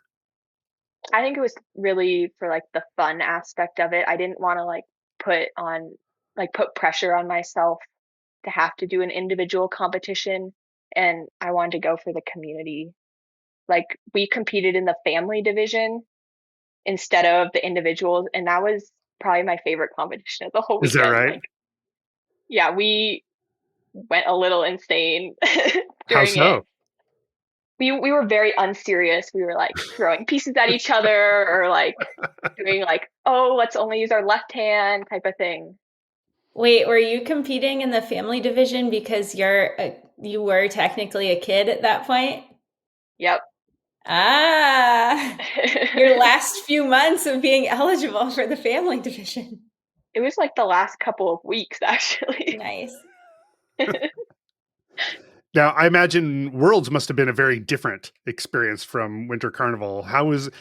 At what point did you even decide that Worlds was something you wanted to do? I think there was a lot of talk after nationals, like, are you going to Worlds? Like, what are your thoughts on that? Yeah. And then I decided that this year, or I guess last year, was as good of a year as any. Like, I would just keep getting busier in life. And so I wanted, like, we were able to like travel around Spain for like an extra week. So it seemed like the perfect time to go. And how was your experience? It was stressful. There was definitely that pressure aspect, but I was able to pair up with Becca Taylor, who now like I love her so much. And then I was on a team with Kyle, Gail, and Megan. Mm-hmm. And so just being able to puzzle with like people who you haven't puzzled with before is such a fun experience. Did you follow the speed jigsaw puzzling community much before you entered competitions, or did you know who many of these people were? Or if not, how'd you get connected with them? I like briefly knew about like the 2022 nationals, but since I couldn't compete, it just like sort of went out of my mind. And so I think after one of Caron's videos, I like officially started in like pretty sure July 2023, but I wasn't really on like the puzzle Instagram like scene or anything. Mhm. So I knew like the big names like going into nationals, but not much else. So then how did you get connected with those folks for the teams event?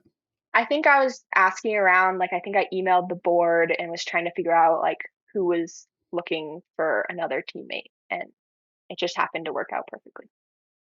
You got into competitive jigsaw puzzling, because it was an area of interest for you specifically. Is that true? Like you were like driving the desire to be in nationals, the desire to go to worlds. Yeah, I'm really grateful to my parents for that. Like they were very much supportive, but they didn't like pressure me, or they were never like, "Oh, you should like practice today." It was very much something that I wanted to do. Were they surprised to know that competitive jigsaw puzzling even existed? I think so, like at the beginning, but they were always like, "Oh, we knew you were fast. We didn't know you were that fast." And so I think me like doing well at all these events makes them feel better about themselves. So then how was competing at Worlds versus what your experience at Nationals was previously? I think it was just the pressure aspect of it. And then also being like a world competition. I guess I didn't do teams at nationals. And Mhm. then I did pairs more casually. So like those events were more new for me, and they're harder to practice on your own for. Yeah. So were you able to practice as a team much? We did like a couple Zoom, everybody do the same puzzle before, but we're all across the country. And then I think we did one or two puzzles and then just like went into the competition. If you haven't done a lot of team puzzles, I can imagine that it can be disorienting a little bit with everybody's hands doing all of the things and dividing up work. Did you find that you just sort of naturally plugged in, or did it take some adjustment? I think that the biggest thing in teams competitions is just like being comfortable with everyone being like very close to each other. But then everyone has been puzzling for so long that like it all just sort of works out. Did you have to get up to speed on strategy with multiple other people competing? I think that like the first couple practice puzzles are like really trial and error, see what works, and then you just sort of run with it and see if you need to change anything up in the prelims for like the final. Would you say that your puzzling capabilities are substantially different from where they were before you entered last year's nationals, or are they pretty much the same? I think looking back at like my previous times, I don't really redo puzzles, but I've definitely gotten faster. And one thing I've noticed is I've gotten a lot more aware of when I'm not putting in pieces. And then like moving to a different section or like switching it up if you're not putting in pieces, or what should I do if I notice I'm not putting in pieces? What should Rob do? I'm not like very good at it. I feel like I just get stressed because I notice I'm like, I haven't put in a piece in a while. And then the time like all slows down. And so it's more like a mental game, but I'm not quite sure I have any advice on that one. So I assume that once you won nationals last year, everybody in your community, you became a superstar amongst your friends and family and the people in your community, because everybody is really focused on jigsaw puzzling as the pinnacle of sports. But maybe that wasn't your actual experience. So what was it? What was it like after winning and then coming home? Yeah, I guess I don't think a ton of people knew that I like was doing speed puzzling, but there were definitely people who were like, I watched the live stream. That was like so cool. And then it all just sort of went back to normal. Like there wasn't like a huge thing or shift. And that's been true regardless of the competitions you've been in since. Do you find that like you have friends or family who are now much more engaged in like watching worlds and that sort of thing? Yeah, I think that before it could just be like I'm participating in it, but yeah, definitely more people are watching the live stream and they like text me. But I've also gotten my parents more into speed puzzling. So like Oh, nice. I'll have them like complete a puzzle and then I have like my goal of like completing it based on like their time. So that's sort of fun. I think that's what I can do the best, like to replicate competition at my house. So what is your goal? Is it to beat your parents or like to be like half of their time, or let's get some specifics. I think right now it's my time multiplied by 2.5 for them. Oh. The important takeaway, though, is that your parents combined are still at least half as slow as you are, like half your speed. Yeah, but to my parents, I love you. I'm not like hating on you right now. But importantly, they haven't developed the same skill that you have in terms of completing jigsaw puzzles. It's, or said in the reverse direction, you're not inheriting your speed from them directly. Yeah, I don't know exactly like how much is genetic versus just like I just happen to be able to like visualize pieces and like recognize patterns type of thing. Is that the what you've identified as key capabilities in your ability to go fast? Is pattern recognition and maybe breaking down something into its parts? I don't know. I'm not. I'm very much like edge first, and then just like patterns or colors. I like struggle with like more busy images where it's like dead reckoning is like the way to go type of thing. Which transitions me really great into this year's nationals. I want to talk about the first puzzle, the individual's puzzle, with the flowers all around the edge as an edge first person. What your thoughts are on that? But before we get there, maybe what were your thoughts on coming into nationals? You had a new team. It's been a year. You're coming back to the event that you won last year. How did you feel? I was nervous. I was super excited about my pairs and teams. I paired with Hannah Scott, and then I was on a team with Jessa Douglas, Hannah Scott, and Kelly Burr. So I was really excited for those. And then I was just trying to get in a good mindset about individuals and like be excited for like however well I did type of thing. And were you successful in that? I think that I did a better job handling like my nerves and like pressure this nationals than I had like at Worlds, which I was proud of. But there's always like some chatter in my mind. Yeah, I was going to say, I know that a lot of people struggle with that kind of internal chatter. And so I'm actually fairly impressed if you got some of that under control. Yeah, I would say a little bit. So would you say you've grown in other ways as a puzzler in the past year? Are there like skills that you've worked on, or have you mostly noticed the change in your mental game? I would say that like, well, going into last nationals, I didn't have like any expectations. So like from that to now, there's definitely been like a lot more like mental. I think it's more like leading up to each puzzle and then like self-doubt. Do you find that once the competition begins in earnest, like that stuff sort of flows away? Like, do you end up really being able to focus on the problem in front of you, or do you still find that you've got sort of chatter going on at the same time? I think like that's one of the biggest reasons why I wear headphones is to, like drain out the noise around me and then try to overpower my own thoughts. But if a puzzle is like challenging and I get like stuck on a section, I can like feel my thoughts creeping in and I'm like, nope, that's like, what are the lyrics of the music saying? It gives you another thing to focus on. Yeah. So, just as an aside, then I got to know what is a typical thing in your playlist then? It's just like upbeat pop music, like deep bass almost, Mm-hmm. but just like very easy songs to memorize the lyrics to. So it's like not something I'm actively thinking about, but it's just like Yes. sort of in the back of my mind. Yeah, I have that same problem. Is if I get to listening to lyrics, if I'm not familiar with them, I will start listening to them, and then I forget that I'm actually doing something else. Did you guys get a chance to practice before nationals, either as a pairs or a team?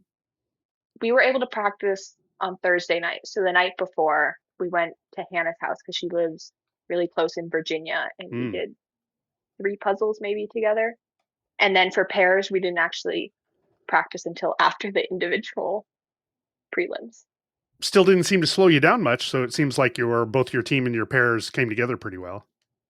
Yeah, I think just our personalities really matched well, and we were really focused on just having fun with it. Do you find that when you're puzzling with pairs and teams that you don't get in your head as much as puzzling solo? Yeah, I think especially for teams, I'm not like, I think everyone's like individuals is the most stressful, then pairs, then teams. So like teams was definitely a lot more fun, and we just, yeah, it was just amazing to have like these other women like to puzzle with. What's your team's table chatter like? Is it very functional? Like, I'm going to take this, you take that? I think it's like we try to avoid like more distracting conversation about like personal stuff. But I know I was watching back like some of the team's live streams, and it might have been you, Rob, who was like, yeah, and they're laughing. And I was like, I don't know what we were laughing at, but we were having such a good time. That's awesome. That is both, I think, the best mental way of approaching that, and also seems like it would do a good job of sort of clearing off some of the pressures that might get in the way of performing well. Like if you're more relaxed and loose about the whole thing, it makes it easier to not get stuck, I imagine. So the first puzzle you did on individuals, you were in preliminary round A. So you got the cherry blossom fountain puzzle, which you knocked out of the park. But being an edge person, that like the edge didn't lend itself to traditional, like a straightforward edge approach. So I'm curious as to hear how that puzzle went for you specifically. Yeah, actually, like looking back at like all the 3 puzzles, I was glad I got that one. It was like a mental shift immediately where you're like, you can't do the edge, but there was enough to work on in the middle that like I could build outward. And then the edge was just like tough. It was just pick and go all the way around the puzzle until you found where it went. All right. So you did the middle parts first, and then sort of used the shape that was remaining and some of the textures that were remaining to fill out the edge afterwards. Yeah. And then how did you, at the end of that, I imagine you probably didn't notice until you were done. You finished first in that round. That feels like it might take some of the pressure off. It sort of, you check the box, like still can do this. Is that true or no? I feel like the pressure almost got worse. Like it was like, that's the prelim, like it matters, but it doesn't really matter. And then like the finals is always just like another level. What did you think about the final puzzle, the Demelsa's Home Sweet Home puzzle? I struggled with it because it really reminded me of Sweet Street, and that was a puzzle that I didn't do great on in like the previous nationals. So that was like always in the back of my head. But like looking back, it was a fun puzzle. Yeah. So you ended up third in the finals, in the individuals, which means that like last year you won, this year you were down a couple places. How was that for you? I was so proud of the people who came in front of me. Like I was able to puzzle with Kelly at Winter Carnival, and then Hannah at like the 24-hour marathon. And they're just like amazing people. Like I was not like, I was more upset about like, I knew I had places in that puzzle where I had struggled. And so it's always like the what if for myself, but like, I'm not mad about like anything else.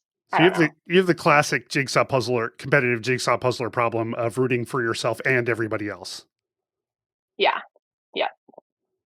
What's your favorite memory from this year's nationals?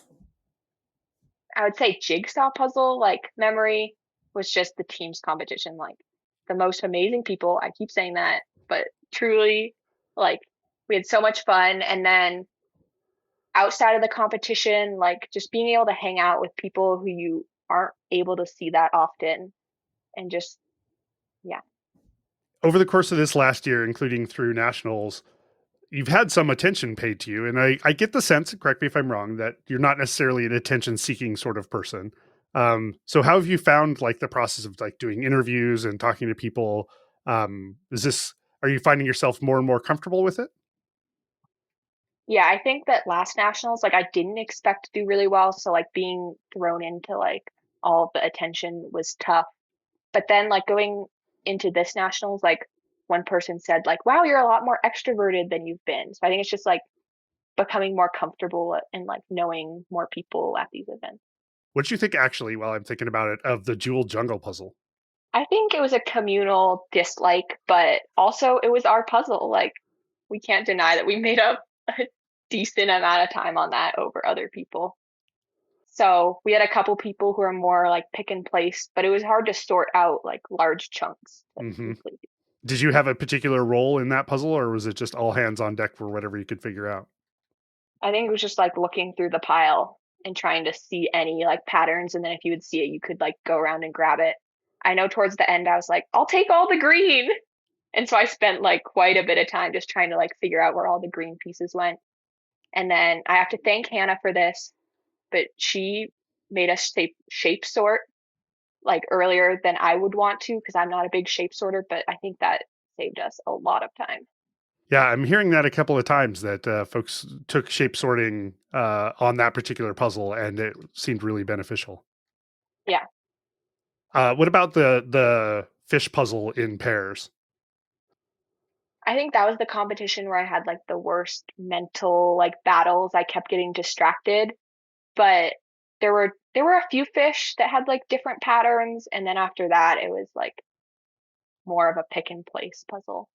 Are you good at sort of managing space when you're doing sort of Dead Reckoning style approaches to things? Because one of the skills I don't have is I can't judge how far apart things need to be. And so picking and placing can mean just a lot of noise inside of the puzzle. But do you find that you're pretty good at figuring out where in the space a puzzle should go? I think that's my biggest weakness. I like struggle with like picking up a piece or even a chunk of pieces and like finding where they go in the box. So that's definitely something I want to work on. So it was tough, but I mean we just slogged through it. I mean, slog through to sixth place. That's pretty good. Oh my gosh. What do things look like going forward for you from here? Obviously, you're transitioning into out of high school, but what does it look like on the puzzle front? Are you going to Worlds this year? I'm not going to Worlds this year. The one I have Colorado State that's coming up at the end of April, and then other than that, I don't have any plans. But I want to like travel to a bunch of these competitions and be able to puzzle with even more people who I haven't yet. So are you thinking you'd travel to other state level competitions? Yeah, I think so. Like maybe go back to Winter Carnival. I'm not sure quite yet, but You gave such good advice earlier, Alice. What other advice do you have? did I? I feel like I don't really have advice. That's the problem. I just sort of like do puzzles and everyone's like, how do you do it? And I'm like, I don't really know. Yeah, everybody wants to know what your secret sauce is, and the secret sauce is there's no secret sauce. Yeah, I think so. I just wanted to say I'm so happy that you're part of the puzzle community now, Alice, and that you've been around for over a year and that you're going to stick around. Thank you. That's so sweet. So, Alice, if people want to follow your puzzling career, where should they go to do that? Yeah, I have an Instagram account at Alice is Puzzled and don't really post on it, but you'll never know what happens. Alice is Puzzled. Thank you so much for giving us some of your time. I know that, like I said, there's a lot of things that are going on your plate, so we really value your taking the time to help us understand what the journey is like and what it's like to be a competitive jigsaw puzzler, especially at such a young age. So, congratulations and thanks again for joining Peace Talks. Thank you. It was amazing to be able to talk with both of you. Zak Hill, thank you for joining Peace Talks. Thank you, Rob. Pleasure to be here. For those people who don't know about you, and I feel like that would be sort of hard for people to not know a little bit about you, what is it that you do and how'd you come to be doing that? Well, we are a provider of jigsaw puzzle accessories. We launched our company back in 2020 when we first went live on Etsy and with White Mountain Puzzles. It took a lot of development, but then once we finally launched, we have been full steam ahead in terms of creating and providing jigsaw puzzle accessories. Tell me a little bit about how you decided to do jigsaw puzzle accessories and what was the first thing that you came out the gates with? I had walked into a bookstore with my girlfriend at the time, now it's my wife, and we saw a puzzle board for the first time ever, which we were blown away. It was this beautiful 34-inch spinning puzzle board with felt top. And I thought to myself, wow, what is this? And, a year went by. Now I'm married at this time. We walk into that same bookstore in my hometown and we say, oh, there's that puzzle board again. We thought, gosh, I would love to make one for the family, for my grandmother, who's a big puzzler. And, so in early 2019, we decided to actually grab some material and put together our first puzzle board. In 2020, we finally had settled on a puzzle board we could make and ship. Nicely timed. It was nicely timed. We should have been years ahead, but so we launched it. It was a big success. The idea being a high quality wooden puzzle board that isn't super heavy like traditional wooden puzzle boards, but also not super expensive like you might expect a custom wood product to be. So we've kind of found a nice niche of providing a high quality product at a mid-range price. We're in a space now where, or a place where speed puzzling is at least 50% of our business, and a lot. Speed puzzling specifically. Speed puzzling specifically, whether it's worlds, nationals, state competitions, Zoom, or all these different regional, local competitions popping up. And the real need to, a real gap to fill is having professional quality accessories, be it sorters, box top holders, and the like. So it's a really exciting place to be, and just incredible to see some of these puzzlers, including yourself, Rob, and your team. Yeah. Well, I'm not sure that I would go so far as to put us in the incredible category, but we do use your products, happily so. As I was saying before in our sort of pre-conversation, you are a fixture, an icon, really, in the speed puzzling community. So I'm thrilled to have you here. Are you a puzzler yourself? I am a puzzler. I was a puzzler as a kid. Only child. Growing up, did quite a few puzzles of baseball stadiums. And I guess being in rural upstate New York, it helped me kind of, try to experience other cities around the country. And definitely not fast. Some of these new kids coming up, whether it's Alma or it's Connor, I mean, I was probably about that age when I was doing these puzzles, and they were not flying together. But the immersive experience of it, differentiating between casual puzzling and speed puzzling, everybody loves the idea of putting together a puzzle, immersing yourself within the image, and kind of, just like any artwork, just another experience like that. So I definitely loved it and did not do a puzzle for probably 20 years until we saw the puzzle board, and my wife and I started getting back into it. And then talking about it more, realizing that there were all these other puzzlers out there that you never knew. There used to be a term called closet puzzlers. This is like a hobby people do, jigsaw puzzles, but you don't really talk to too many people about it. You're not necessarily, on social media. And so this is really, I've loved to see this boom and the connectiveness of puzzlers and being proud.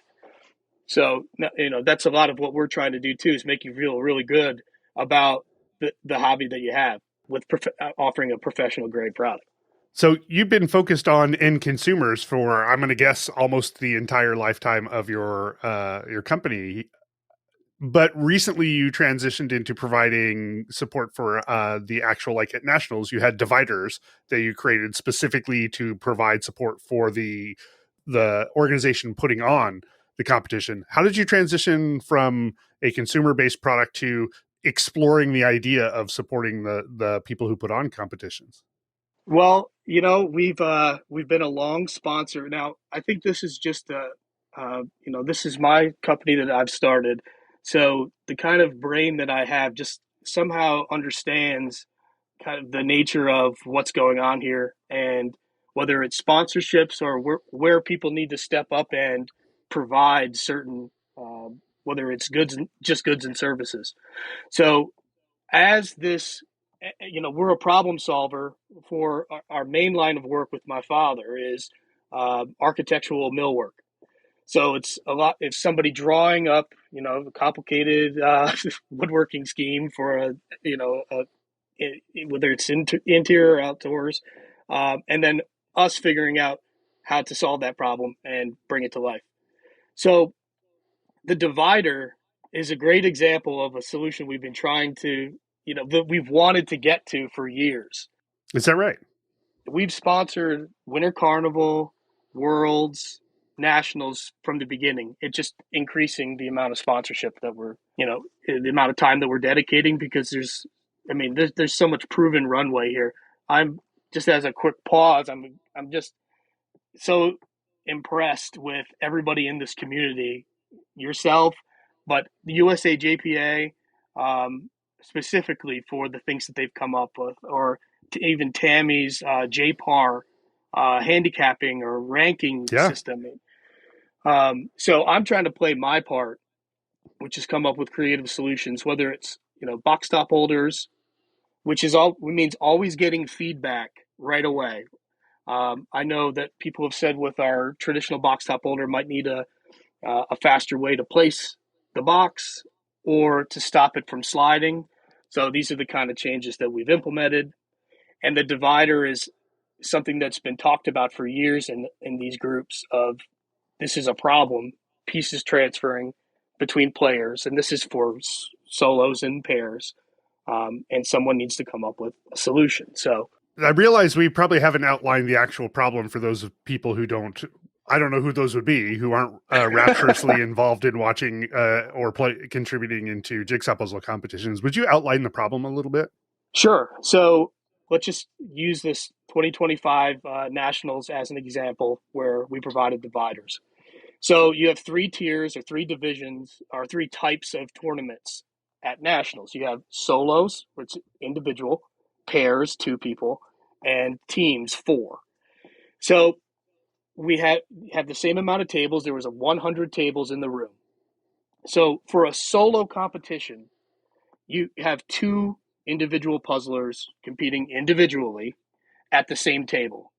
The problem is piece transfer or pieces sliding from one player to the next across sometimes it's a invisible line, sometimes it's blue tape, 1 inch thick, wide blue tape.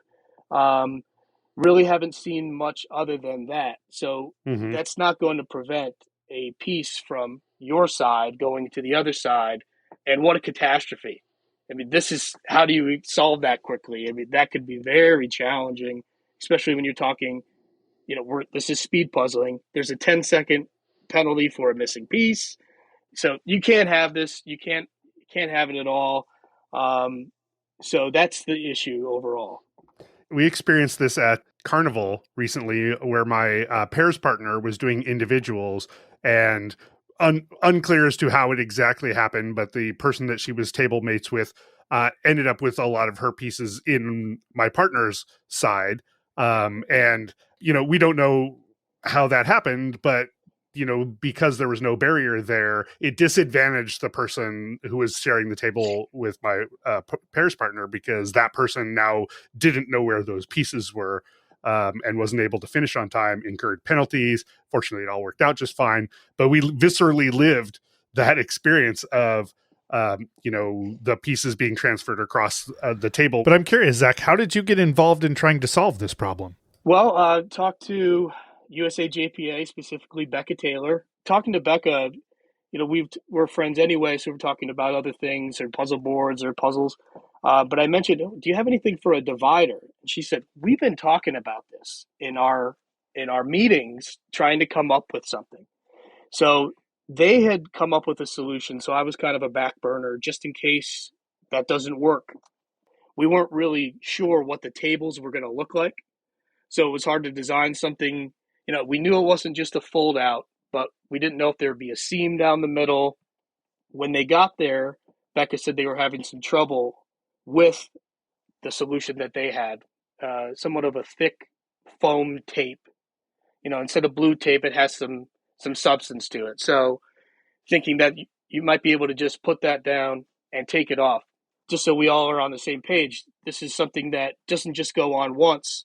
It's a 3-day event. You're going to have to take it on and off of the table multiple times, because for teams, any team event, now the divider needs to be removed. So this also couldn't be something that just screws in one time and it's there for 2 days, or taped down in any type of heavy duty way, because you're going to have to remove them.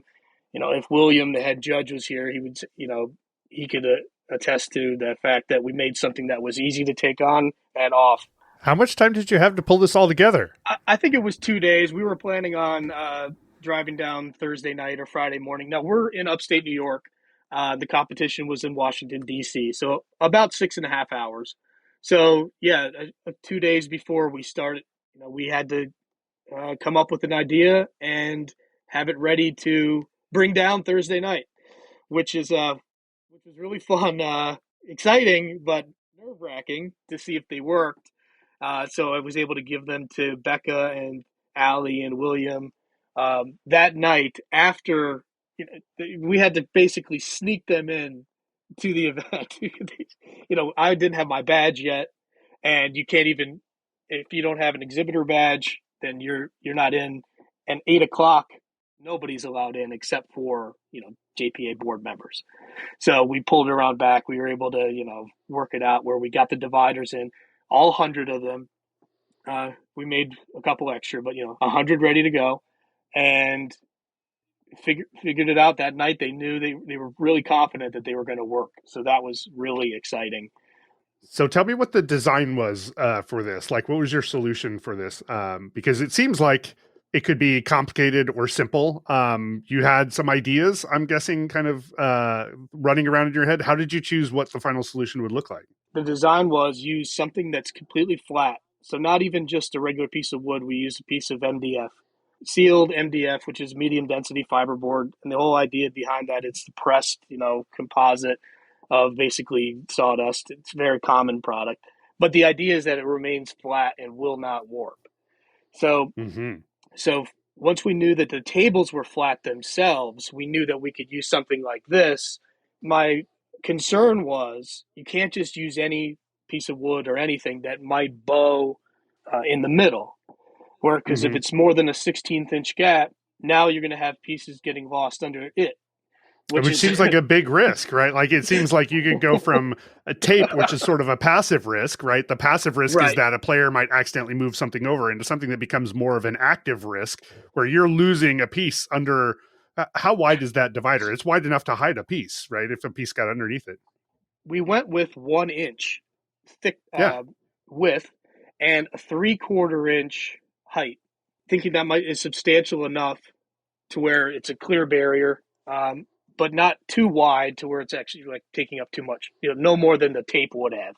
Right. So the design was basically that strip, 2 smaller pieces that are screwed on, basically like an L shape. So you have this U or L, basically 2 pieces that come down to the side, and it fits snug because we insert some, they call them cabinet bumps, or like a little rubber bump.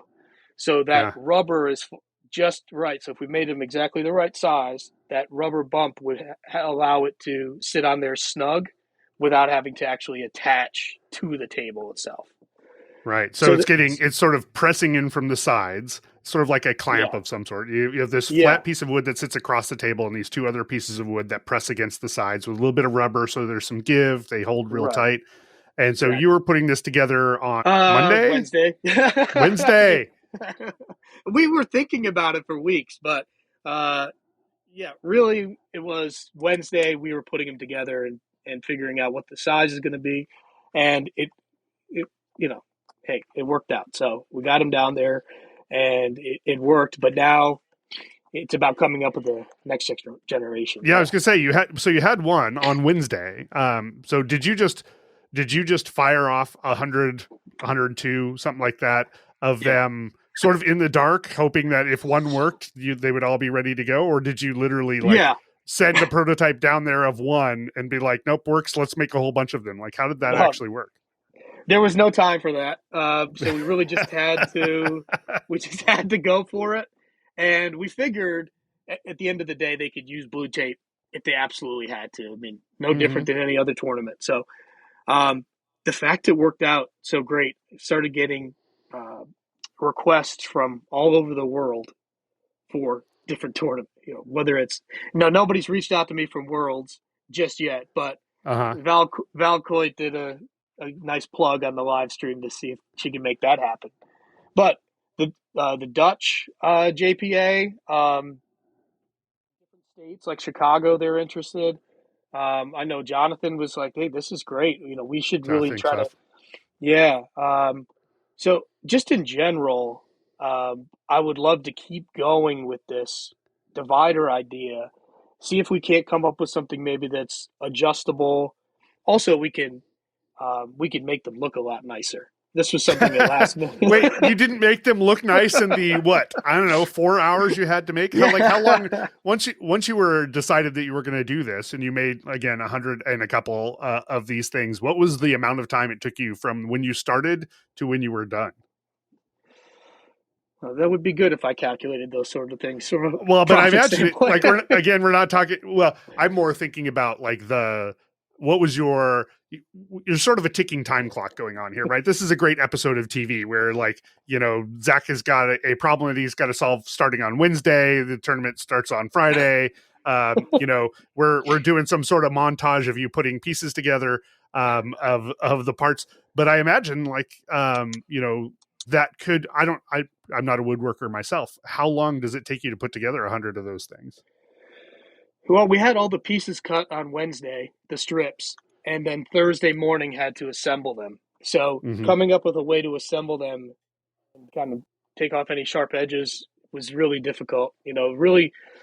That should be something that prepare these things over a week, maybe, not one day, because this way you can make sure that they're really solid, they're nicely finished, and for future iterations of this could say what the event is at the 2026 Nationals. Oh, yeah. So you made a bunch of these things.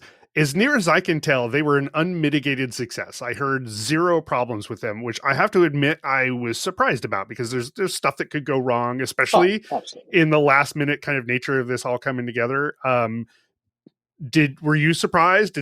Was it as seamless as it seemed like it was as far as I was concerned? It was a complete shock. I mean, I had plenty of plans ready just in case. Hey, this doesn't work. Okay, we can do this. I had a whole box of tools ready to, because Becca said they needed them Thursday night. Thursday night. Because they need to be ready to go Friday morning. When the doors open, everybody's rushing in. They can't be messing around with, hey, are these going to work or not? So the fact that they worked, I took my tools back to the hotel and slept great. I mean, it wasn't even.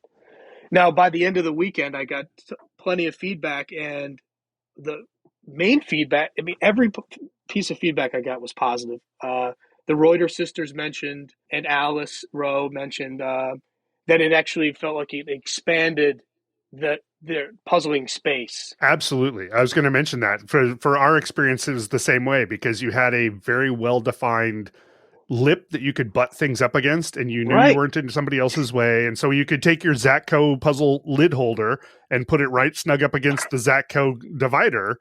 And everything felt much more in control. It felt very much like we could manipulate our space as much as we wanted without invading the other person's space. So it really did add a level of control and space management that I didn't expect from a divider. I love that. That's not even why we did it, right? We just did it as to eliminate that problem, but it actually allowed you to have a clear barrier on one side so you can put your pieces up against. Now you've talked about the dividers as potentially being something that can be used in other competitions, and you talked about sort of becoming more involved in the actual competition side yourself, which is giving you some more perspective. You know a lot of speed puzzlers, and now you're starting to make products that are more specific to a speed puzzling community than just a broad puzzling community. What other things are sort of on your radar as you sort of dig into products for speed puzzling specifically? So what we're finding is that instead of trying to create the perfect products, it's mostly about working with individual players and individual teams to develop. You know, I kind of compare this puzzling to golf a lot, where different players want different clubs and different accessories to help them shoot a lower score. So if we're always trying to put this puzzle together faster, you might want a certain size, shape, or weight of a sorter. You know, you might think bigger is better. You want this huge tray. Well, it might be blocking too much of the puzzle itself. Or if you talk to Tammy McLeod, and she'll say she wants no sides on her sorter, and she wants it to be semi-transparent, so it's not ever blocking the image. Ah, what a great idea.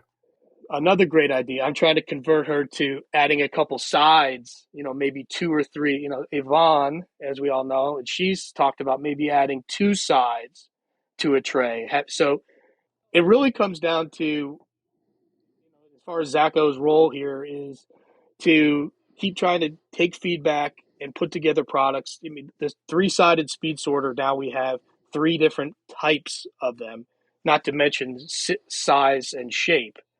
But it's to keep implementing feedback to develop products specifically for certain types, and keep categorizing people and what they're looking for.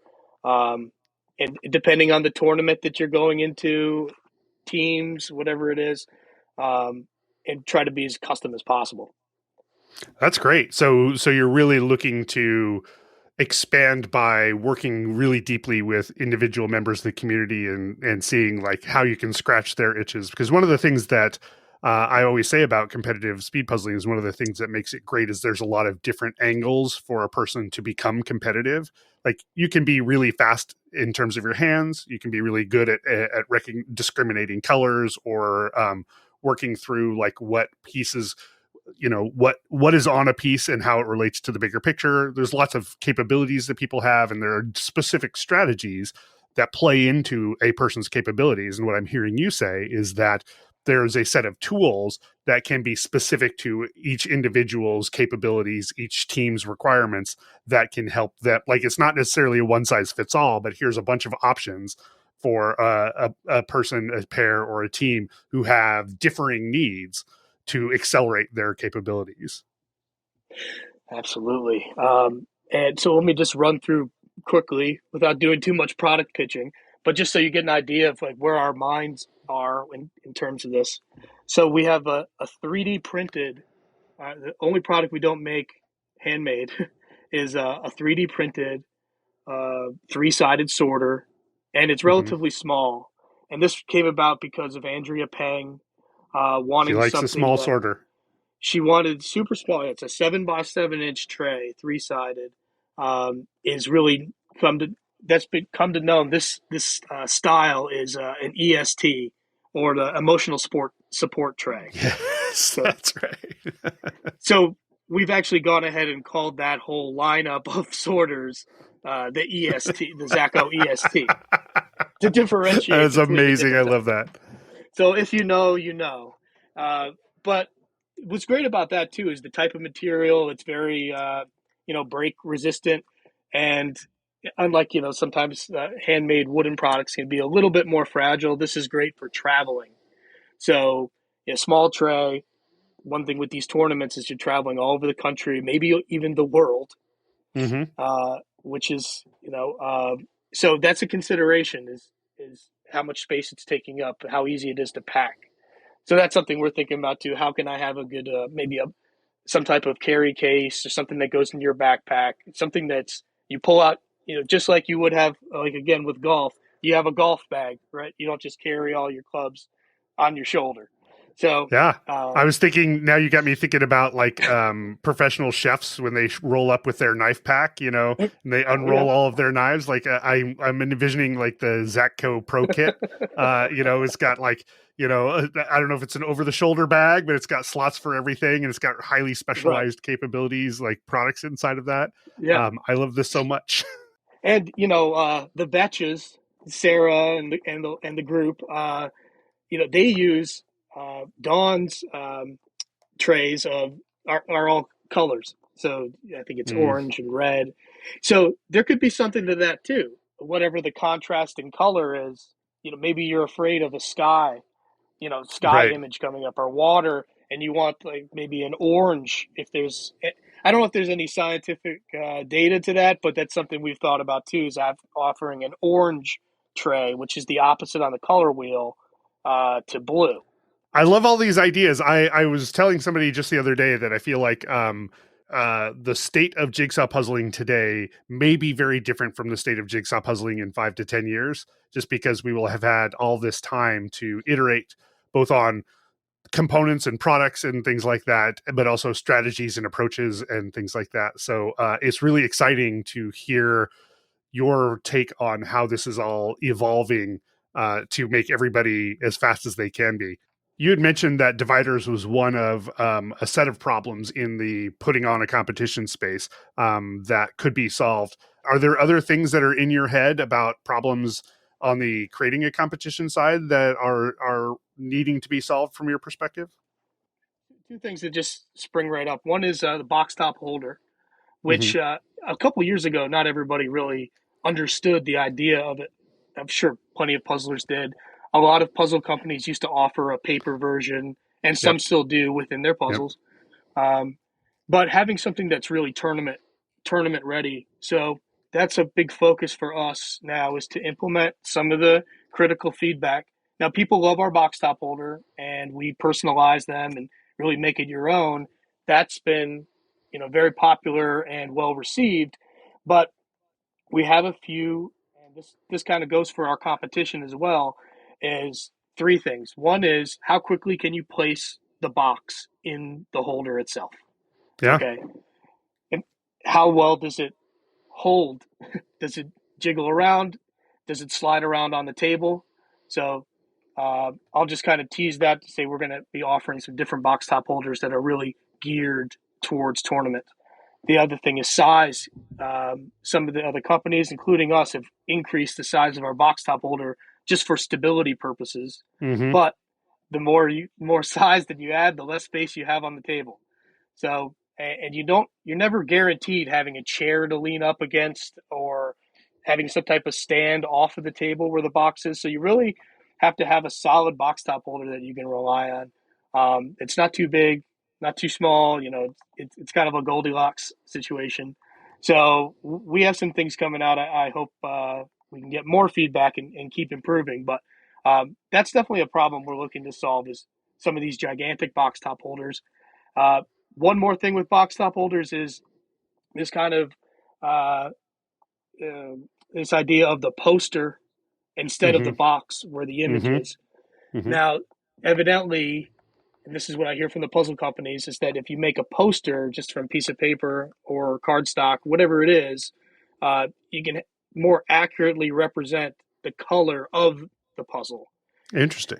Sometimes there's a challenge with the box, evidently, that some of the colors might be just off. I mean, it probably depends on the quality overall. It's all paper, but so it might be easier for a lot of companies to offer a poster going forward. So the box top holder is not going to hold a piece of paper, and nobody's will. So somebody has to solve that problem of, if there's no image on the box. Now, Ravensburger's done an amazing job at providing these puzzles. I mean, they're just incredible. But if they start to move towards a poster, we have to think about this when it comes to these tournaments.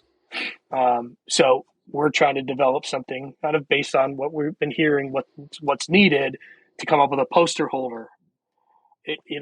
But it still has to be compact. It can't be this 2-foot stand. Right. So that's been a challenge we've been thinking about for a while. So yeah, and making the box top holders smaller, like we used to offer. One last thing is something that attaches to the box or the poster, where you could grab it. Right, you don't actually have to. When in team situation where everybody wants to look at the box, instead of having it fixed or having to pull the thing out of the box top holder, pulling the box out of the holder, it can be attached in a way where it creates a little platform or a little footer, so you can grab it, take a look at the image, and set it right back down, not have to replace the box into the holder. Fascinating. And if you ever have anything that you want to see created, just let us know. That's what we're here for, to consult and create. Zach, if people want to find out more about your products or generally follow what you guys are working on, how can they best do that? The best ways are on Instagram and Facebook. It's Zacko Puzzle Boards. We have a Etsy shop that's been up for a few years with a lot of reviews that you can read through. So that's Zacko Puzzle Boards as well. And then we just launched www.zackopuzzleboards.com. So that's ZAKCO puzzleboards.com. Well, Zach from Zakko, I super appreciate you taking the time. This was heavily informative, which is the kind of conversation I always enjoy. Thank you for being on Peace Talks. Rob, thank you so much. Incredible honor to be on here. Faith Taylor and Valerie Coit, thank you for joining me on Peace Talks. Thanks. It's great to be here. This is where you say this is the most amazing thing ever. This is the most amazing thing ever. Thank you so much for having me on. You're welcome, Faith. That intro was just so brief. I was expecting a long, lengthy, these are their puzzle backgrounds and their amazing, bios or something. And then fair enough. I didn't say that you were amazing, so it's fair that you didn't say I was amazing. I will say that you're amazing. I will edit in a brief intro for you, and I will talk about how amazing you are. I was going to say, you better do that. Okay. We got together because I want to hear a little bit from the Jigsaw Puzzle Association of the USA. Is that the right way of saying that? JPA USA? USA JPA is technically correct. Yes. Yeah. So I want to hear what your perspective is on nationals, because we're talking to a bunch of different folks and just kind of seeing how people experience nationals, and the feedback I've gotten so far has been, not surprisingly, 100% great. But I wanted to get a sense of how things went from your guys' perspective. So maybe the right place to start is give us a little refresher about how you even came to be having a competition in a year you didn't expect to have a competition. So after 2024, we were pretty tired, and we were like, no, we can't do 2025. And a few months went by, and we were like, can we? And then we're like, no, we really can't. So then as the months went on, Ravensburger was really like, oh, come on, you guys can do it. You can do it. And long story short, as Ravensburger really, they came up with this idea of like, maybe we could do it at a con, and then that could make things a little bit easier. And then that they would take a lot of the, because finding the venue is very difficult and things like that. And so they said, hey, can we do this? And then we'll take on a lot of the planning, and try and help you guys out with some things. And then we started to get pretty excited about the potential of that. And so basically, as time moved on, we forgot how hard it is to do this. And Ravensburger, we talked to them, and we came up with Awesome Con. We thought it'd be great, a good venue. We know that we're growing, and so we liked the idea of checking out the convention space and seeing what that was going to be like. And having the backing of Ravensburger was amazing. They really brought things together, and obviously we can't do this without them. But yeah, they convinced us that it was a good idea, and that was that, I think. And were they able to take a lot of the normal pressures off, or did it just introduce a different kind of pressure? Because you're now in a whole different city. You're doing interfacing with a convention. Seems like it may bring its own issues. Like, did you fool yourself into thinking it was going to be easier and it wasn't, or did it turn out to actually be any easier? I mean, I'll let Val speak to from her side, but I think from my side, it was a little easier because we didn't have to worry about the convention component, but we still had to worry about everything else. So it was a little bit easier, but maybe not as easy as we were Yeah. hoping. Yeah, I think in a lot of ways there was less of a lift. Like, for example, we didn't have to get volunteers to cover all the, like Faith said, the convention and all of that. But we still had to get a ton of volunteers and like train them and get them prepared for the competitions. But yeah, Ravensburger definitely like came in at a whole new level of support in terms of like they still offered a lot of those convention activities. I mean, they had a puzzling space in the exhibitor hall. They had sprints set up for people to do. They had an area where people could practice, and there was the cool claw machine with the fun little stuffies in it that had puzzle related, shirts on or whatever. And so, they kind of brought a lot of those opportunities to the puzzlers that was nice that we didn't really have to worry about that.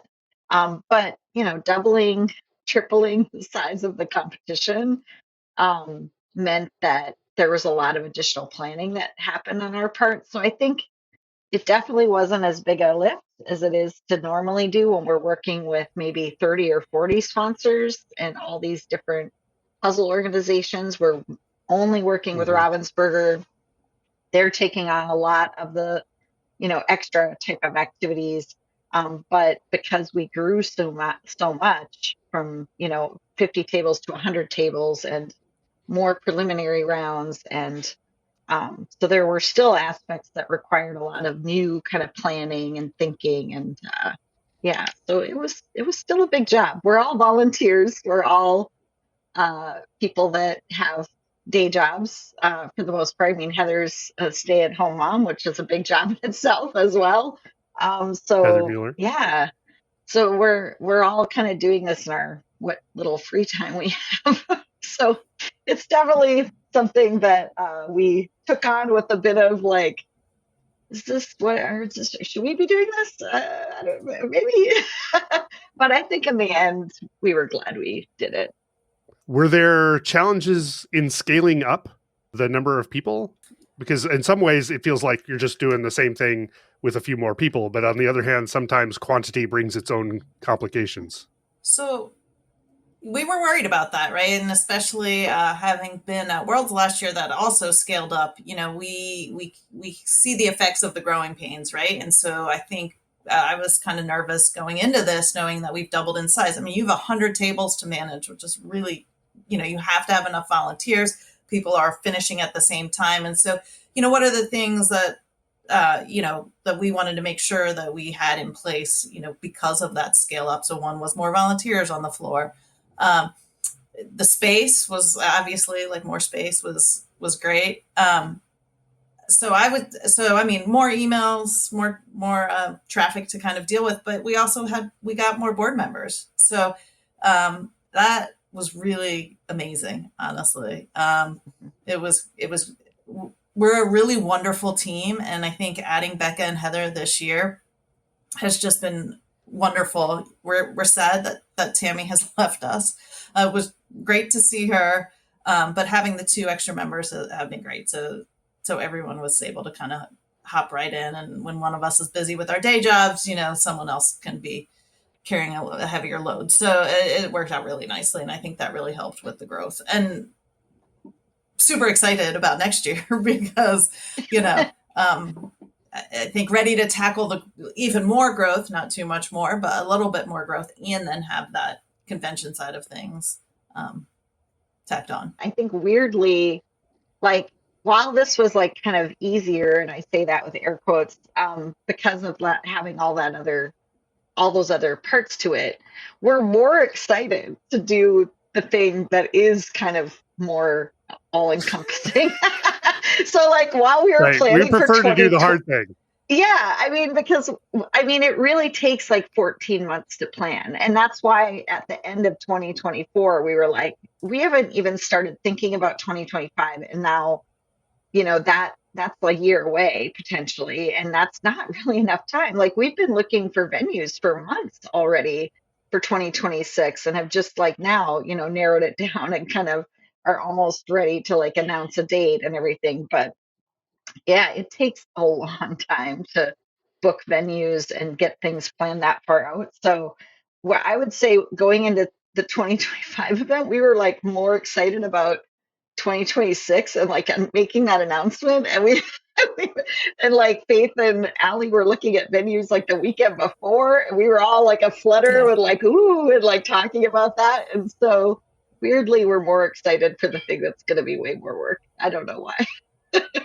I think because of the control a little bit, like because of this event, like you said, we're part of this larger con and we have to kind of abide by like what their limitations or what their offerings are versus like in 2026, like it's a little bit more the sky's the limit. Like we have a lot more freedom in how we put that event together.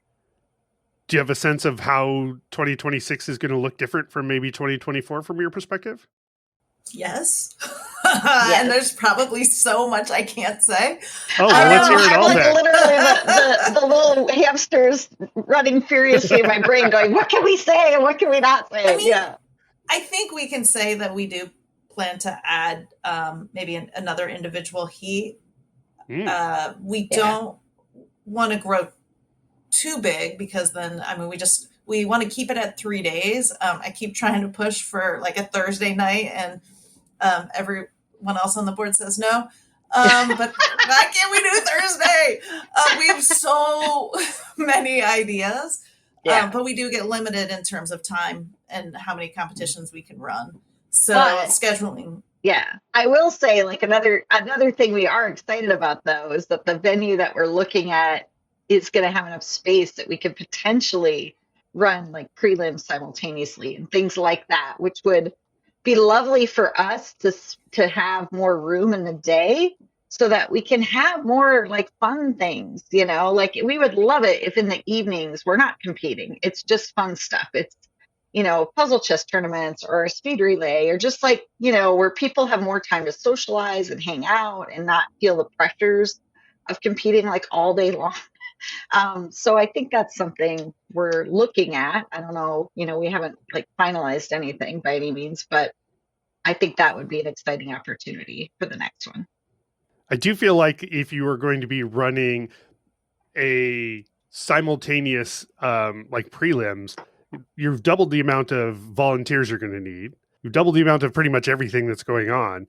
And even if you're only looking to increment the number of people that you allow in the competition by one prelim, you're taking on a whole lot more work. It seems like for all the right reasons. But I characterize the USA JPA board as never saying no to anything that seems challenging. It's only the things that seem easy that you say no to. So this feels like it is in that same vein. It's like, okay, well, it would be really hard to run two things simultaneously. So let's try that. Yeah, let's go for it. We have so many great ideas. But I think you touched on a really good point, Rob, which is the volunteers. And well, one thing, I live in Atlanta, so my friends maybe don't know this yet, but like if we need volunteers, I know where to go. But what we have found, I think the incentives that we provided, I think were really good this last year for volunteers. And so we're very cognizant of that. But, being around the volunteers and helping with them, what you realize is I think people are so badly want to like be there and be part of the community. And that when people volunteer, a lot of them come back year after year. I mean, we've got Sue and Trish. They don't compete. They did 10 shifts of volunteering. They just love being there. And they're like, all right, we'll see you in Atlanta next year. And so we get a lot of that. And I think when people catch wind of like how much fun the volunteers are having, they're like, oh, well, I want to do it. And so, yes, I mean, maybe if we like double or triple the number of volunteers we need, which is very possible for next year, maybe we won't be able to find them. But I find the like community is just fantastic. And like the volunteers are amazing. So I like my fingers crossed that like we can, we can find the people that we need. So we'll see. Yeah, I was going to say, and part of the reason that you said like things seem so seamless is because like Becca and Faith and William were working with the volunteers, I mean, we were putting the call out for volunteers simultaneously with like registration for the event. And I think we filled up volunteers in like a couple of days. It was like all the spots were full immediately. And I mean, it's a lovely thing. And also just, you guys put so much time and effort into communicating with the volunteers and then providing those incentives, but then also training them. I mean, William did a whole training like video and manual, and they had a Zoom session where everybody was invited and got to like review all the rules like really thoroughly, and so that they would come into the event just feeling like, okay, yeah, I know what to expect, which is huge. Like a lot of people, I think if they don't volunteer, it's maybe out of a sense of like, well, what if I don't know what to do, or I don't want to do the wrong thing or whatever, but that there's like no chance of that happening because William and Becca and Faith like put so much time and energy into prepping everybody and making sure everybody has the info they need and is supported. So yeah, I mean, the volunteers come and it's like a well-oiled machine, and they just, I think, feel like, supported and like they get to go and just have a good time. And it's just been really, really phenomenal. I think people might think that volunteering, especially in a competition like this, might feel like more work. But, the first year of nationals, my wife and I volunteered, and we had such a great time. And if what you like about jigsaw puzzling is the community, then volunteering really just focuses that. It really pushes you right into the center of what is a great community of folks. So I'm always encouraging people to volunteer in some way at nationals because it's just so much fun. Like it's a greedy impulse on my side. Go have more fun. Volunteering is definitely adds a lot more enjoyment to an already great experience. You said you're looking to open up one more prelim for individuals. So not looking to expand on pairs. I think teams didn't quite fill all the way up this year. So I guess it would make some sense not to expand on that front. If we do another individual heat, then it's kind of 800 individuals, a total of 800 people for pairs and 800 for teams. So it evens out. Does it work out that way? My understanding is that it doesn't always work one-to-one in that way. Well, I mean, we don't always, people are scared sometimes of individuals, or they can't find a team to put together. So it's not the same 800 people, but I see, but it works out. Yeah. But I think it'll work out. That's what we're hoping anyway. Part of why we say that with the individuals is I think we had 167 on the wait list for individuals, which is basically another division. So that was also a helpful pointer to the right direction of like, probably need to add another individual around because that's a lot of people on a wait list. So do you feel like the number of people getting into jigsaw puzzling is sort of plateaued, or is it at least increasing steadily? Do you have a perspective on like what the audience is like for this? I don't think it's plateaued yet. No, I don't think so either. I think as more and more people learn about it, there's just going to be more, because there's still just a giant chunk of the, population that has no idea it exists. And you're optimistic that those are just people who haven't realized that they're going to be super excited about competitive jigsaw Exactly. puzzling. Yeah, exactly. Everybody's going to be interested in it. They just don't know it yet. Yeah, pretty much. Right.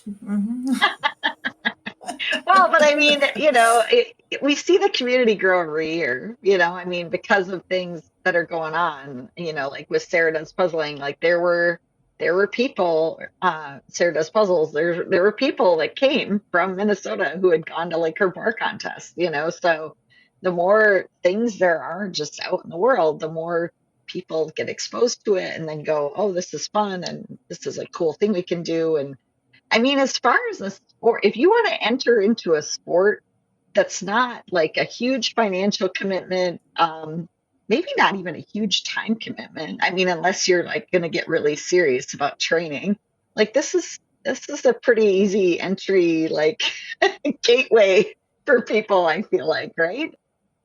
What is the logistics of acquiring puzzles for competition like this look like? Because one of the things that you guys do that is unique, as far as I know, is that every puzzle you have is unreleased. And that feels like a lot of extra work, but I don't really have a sense of what the work is when it goes to choosing puzzles and getting that. So can you give me a little insight into that? It's all Ravensburger. I mean, honestly, and Robin Yates and Rin Grant and Rachel, who really like kind of drive that forward. I mean, they're already asking us, how many puzzles do you need for the next time?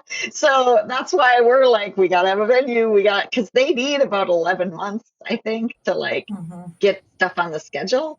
So we literally have to figure out like, what are we doing like now so that we know how many puzzles and what piece counts and all of that to ask for.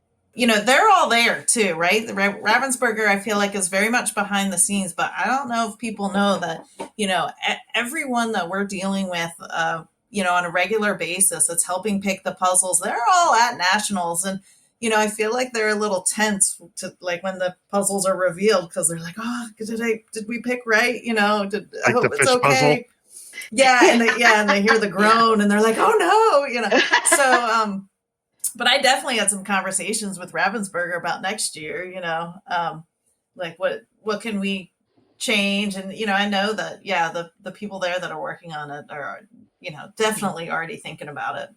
Yeah. For the next year. But basically what happens, I mean, in terms of the process is, as soon as we know we're doing something, we start to meet with them and Rachel, yeah, she works with the artists and kind of they think about maybe some of the artists that they would like to have and then they reach out to them and we talk to them about, you know, how many, what piece count, you know, 500 pieces or 1,000 pieces and maybe for like which competition, but they'll kind of reach out to the artists and then we might meet with Rachel like 3 or 4 times. And each time it's really exciting because you never know like when the artwork might be revealed. And then I always say I'm really grateful that this happens like, you know, 9 months before, 6 months before the competition. Because then when people ask me at competition time, like, what do the puzzles look like? And I'm like, I don't remember because I like truly don't remember. And I don't go back to look on purpose. So, but, you know, so like there's a lot that happens maybe like that 8 to 9 months before working with Ravensburger as they're working with the artists. And probably it is 6 months before where the designs are done. Like we usually kind of know the artist and the basic concept of the art, but then they're still going to be working on it and finalizing it. Yeah. I have to say I was mildly disappointed that I had Nathaniel Mortensen on the podcast, and he was a great person to talk to, but I didn't get him to spill the beans that he had a puzzle in the national competition. He said, yeah, I've got one coming out soon. So I admire the fact that the artists are able to sort of hold tight to the secrets. Yeah. And we love hearing the guesses and like what all the puzzlers, like who's the artist going to be for this competition and what about this artist? And, you know, yeah, it's fun. I heard so much guessing. Of that. Yeah. And people were like looking for when artists were having signings and to try and guess as to what that meant related to when that puzzle was going to be available.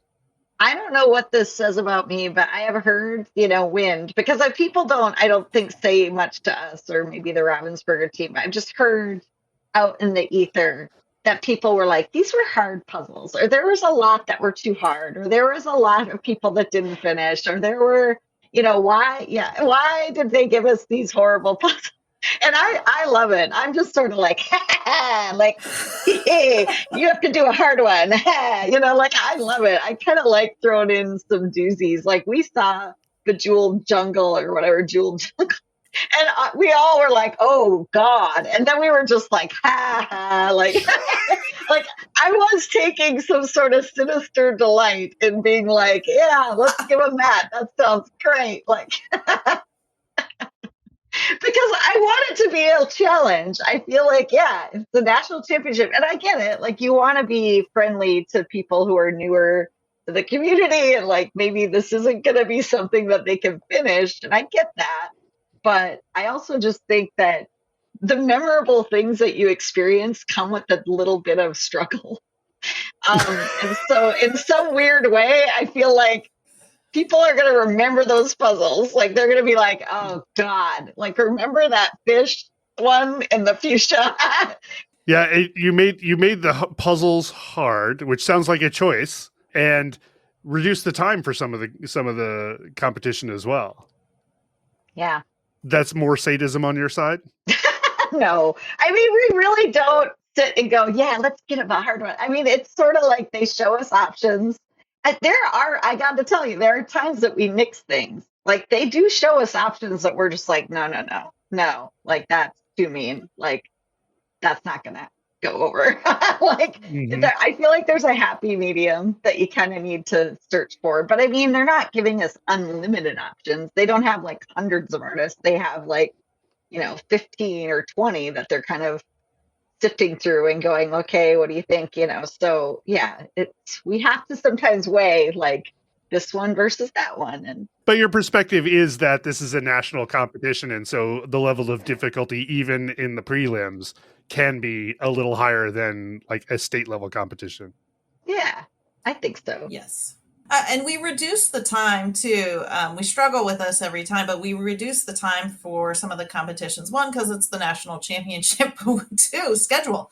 Right? We have to have we need enough time to flip the room, which we never give ourselves enough time, and to maybe like eat or breathe. So that was part of the reason for that. And also, we found, I think, last year that people were finishing case this time. But I was just say, heaven Yeah. forbid people finish the puzzle. Well, we want them to finish, but when everybody in a round finishes before the time is up, that to us indicates, okay, we could maybe shorten that round. Yeah, that I was surprised in like the pairs final. Was it the final with the fish? Where everybody unboxed it, the entire audience groaned. I was in the middle of the audience and everybody groaned. But every single person finished that puzzle. Like Right. that puzzle actually got completed. So I was amused by the collective perception of it and the actual reality of puzzling it, which speaks to how hard it can be to assess the difficulty of a puzzle, especially in advance. Do you guys Right. test the puzzles as you? No, we don't get to test them in any way, shape, or form because all of that stuff's been decided before it's even been manufactured. So it's like it's arriving on pallets from the factory in Germany and then is being packaged up for the competition. I mean, yeah. Unless somebody was in the room where they were all being bagged, Faith, and they dug one out and started puzzling it, we would maybe puzzle it the day of the event, but it wouldn't be any time before that. Fun fact, actually, I don't even think I told anyone, and I don't know who was around, but Robin from Ravensburger told me that the puzzles were running behind. Oh, really? And she didn't tell anyone from our team because she Yeah. was just holding her breath, like hoping that they were going to make it in time. Great. Oh, that's good. Awesome. Why do you think it is that places like Worlds don't have unreleased puzzles, despite still working with Ravensburger? They have different teams for everything. They've got like a global team, they have a North American team, and that's like who we work with. So the team that works with Alfonso for the Worlds, that's a whole different group of people. I think it's like the Spain Italy group. And they just have different constraints and maybe different availability in terms of like artists. I mean, we all know from conversations, they have more photo type puzzles in Europe, and they're not working necessarily with as many artists on like original illustration type of art or whatever. So I think that has some impact on like how many they can potentially plan for in advance. But then also Alfonso has the thing where he does like, teams of 4 choose between 4 puzzles. Well, they're not going to do 4 unreleased for something like that and then have 2 of them that don't even get completed and just get given away to the other team members or whatever. So there's just different conditions for his event. And I think, in an ideal world, he would love it if he had just nothing but unreleased. But I think just due to the structure of kind of how things have been set up for that, they're right now focused more on let's make sure the finals puzzles are all unreleased and then some of the prelim puzzles potentially as well, but not all kind of situation.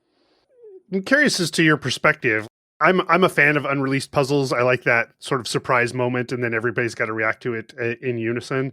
But there's something to be said for the fact that, like, if you're a golfer, you don't get surprised at the course you're golfing, right? So, like, there's another component of it is to, like, how fast can you just go? And that maybe guessing or even knowing the puzzle in advance could be its own sort of competition. So I'm interested in kind of what your guys' perspective is on novelty as a central component to what it is you guys do on the puzzles. to me, I love the unreleased, right? Because it's exciting. They're builds up, and then it's, especially because people have kind of their specialties, right? Someone might like a busy puzzle, someone else loves a landscape, and so, when they open it, it's like, oh, who's going to be really mad at us, and who's going to love this? And we do like the speed run, right? Which is that, like, let's just do it so many times and see how fast we can do it. So Right. people that like that, right, where they want to practice, I think that's great. Go do the speed run, But we do find, like, at Worlds, when you get to pick your puzzles, or just like, because they have limited selection, a lot of the Europeans have maybe already done it, so their times are a little faster. And we see that frustration, and so I think we're just super grateful that Ravensburger North America is, like, amazing to work with and does that for us. I think it's a mix for me because with Worlds, there's elements of that I get. Yes, it would be cool if all of them were unreleased, but then some of that, fun of, like, seeing which ones out of the catalog did people kind of predict, and then what's showing up. I think that's also got an element of fun. Like you said, it's kind of fun to hear what people are predicting, and then does it come to fruition? It also leads to incredible times, like we were seeing last year, where it was like Kati coming in at like 30, minutes, and just, so that lends some excitement in itself. And I think it would feel like a bigger issue to me if I felt like they're like the top 50 in every round have, like, done the puzzle 20 times. But I think it's a small, kind of group that's actually benefiting from that, a small enough group that there's still plenty of people that move forward into later rounds, even if it is just the first time that they've done it. Maybe not. I mean, it has become a lot more competitive. It's harder and harder now for people to get into the finals. So that maybe is playing a bit of a factor, but yeah, it's a bit of a mixed bag for me. But I mean, I know a lot of people hate the 4 puzzle thing and having to choose, but to me, it's Oh, fun at to World's watch. Finals?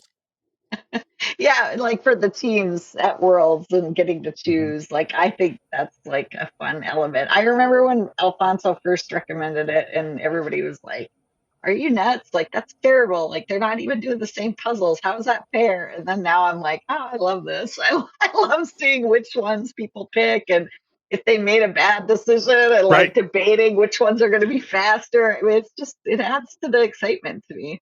Yeah, I like the adding the additional strategic component that invites, right? Is because now you've got to do some planning, and there's a way that things can go wrong that is interesting. Like, you can make bad choices, right? We've seen that in a number of the world's competitions where people just chose the wrong puzzles to move forward with. And to me, that adds, like, on the one hand, you really want a level playing field. It's great to see how the best do when they have the same things going at them. And I think, do I recall correctly that in World's Finals they still choose 2 from 4? I feel like they're choose 2. You get these 2, right? So they're still. And then they can pick which one they do first, which is different from how we do it. We dictate the order. We say, you're doing this one, then everybody does the second one. Worlds, you get to at least choose which one you want to do first. Faith, I feel like as a puzzler, it's different for you. I'm like talking from the live stream perspective of, I get to watch. As a puzzler, I think it's a little more of like, oh, this is stressful, like just making it worse. The picking is hard. I thank God it's the prelims, but, like, luckily it's about, you want to have people on your team that have done a lot of 1,000-piece puzzles, because we had one team member, Turtle, at Worlds, who had done the cow one, and anyone that was at Worlds knows what I'm talking about, right? And she's like, it's darker than it looks, and we're like, all right, we're not doing the cow, and and that was Elizabeth great for the because, win. Yeah, yeah, that was a good Elizabeth for the decision. win. Yeah. And we just didn't, like, talk about it, but then I was like, oh, we got really lucky, like, that she had done that one, so she knew. Yeah, so it's a little stressful, but again, it's nice that it's the prelims, so that it's, don't have that stress then for the final. Anything from this most recent experience at Nationals that you guys will take away heading into planning for 2026 Nationals, both like things that went really well and maybe challenges that still need to be overcome? The supply chain leading up to just bagging the puzzles, and, like, last year we had a couple people where the tape wasn't cut. I mean, you should have seen the supply chain the few days before. It was, Joel did a great video for Ravensburger that like highlights the supply chain a little bit. But, you put a sticker on every bag and each sticker denotes a different heat. And then you had someone, unboxing the puzzles. You had someone, or multiple people cutting the tape. Then you had a checker that made sure the tape was cut. And then you had a bagger. And then you had someone like, putting them in stacks. I mean, it took a long time and there were a lot of people helping. But I think like just improving that supply chain so that we did not have a single box that wasn't cut. Nice. I don't think we had any incorrect puzzles. I mean, I know we didn't have any incorrect puzzles given out. Like we know that everything was in a secure room. So we were like super, super excited about just kind of that, how smoothly that went. But there was a lot of thought that Ravensburger and us, put into making sure that would happen. Did that all happen on site? Mm-hmm. Yeah. So the bagging, the slicing, the fascinating. I'm curious as to how that kind of thing goes on. The coordination of it in and of itself is fun, but also like no secrets get out. People don't know. We keep a pretty tight ship in that we have rooms with like key codes to get in the doors, or in the past we've had like you had to have a special key card, and then we're very cognizant of like nobody gets into that room like unless they know the code, and that's going to be a very few people. And I'm kind of amazed too at like how it all comes together. But we had 2 full days of prep, 3, and that some people arrived on Monday. But we were there, I think Tuesday, Wednesday, Thursday were like prep days. 2 things that I thought were particularly well that we haven't talked about already is the size of the space seemed good. Like there was a lot more space around tables. Usually as a person of extra size, I'm pushing the person behind me back into their table whenever I stand up and work on a puzzle. And that was not a big deal this time, right? There was plenty of space both on the sides, on all the sides of it. And the lighting, I heard 0 complaints about the lighting, and lighting is usually the thing that everybody complains about.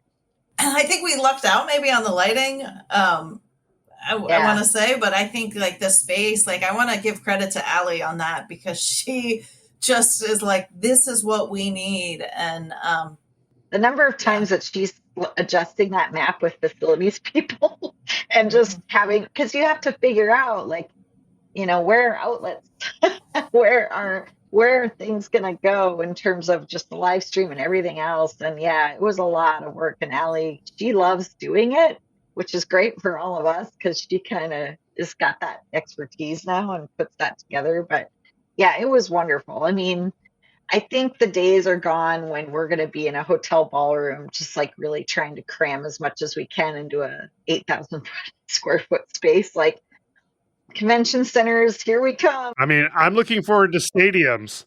I want to be in a place where we can all be in the bleachers looking down in the. There was talk of bleachers there at one time. Yeah. There was talk of bleachers. I do think we should address that one issue. Like because we spread the tables out more, that meant there was less spectator viewing. And we are aware of that, but we wanted to make sure that our competitors had the space that they needed and also like safety. I mean, it's a safety issue as well. Yeah. But we are aware, and that talk of bleachers, I don't think is going away, Valerie. Yeah, I know. It's there. But spectator space, I think, is something that we could improve, and we're well aware of that. It's, sometimes it's just hard to get everything, but.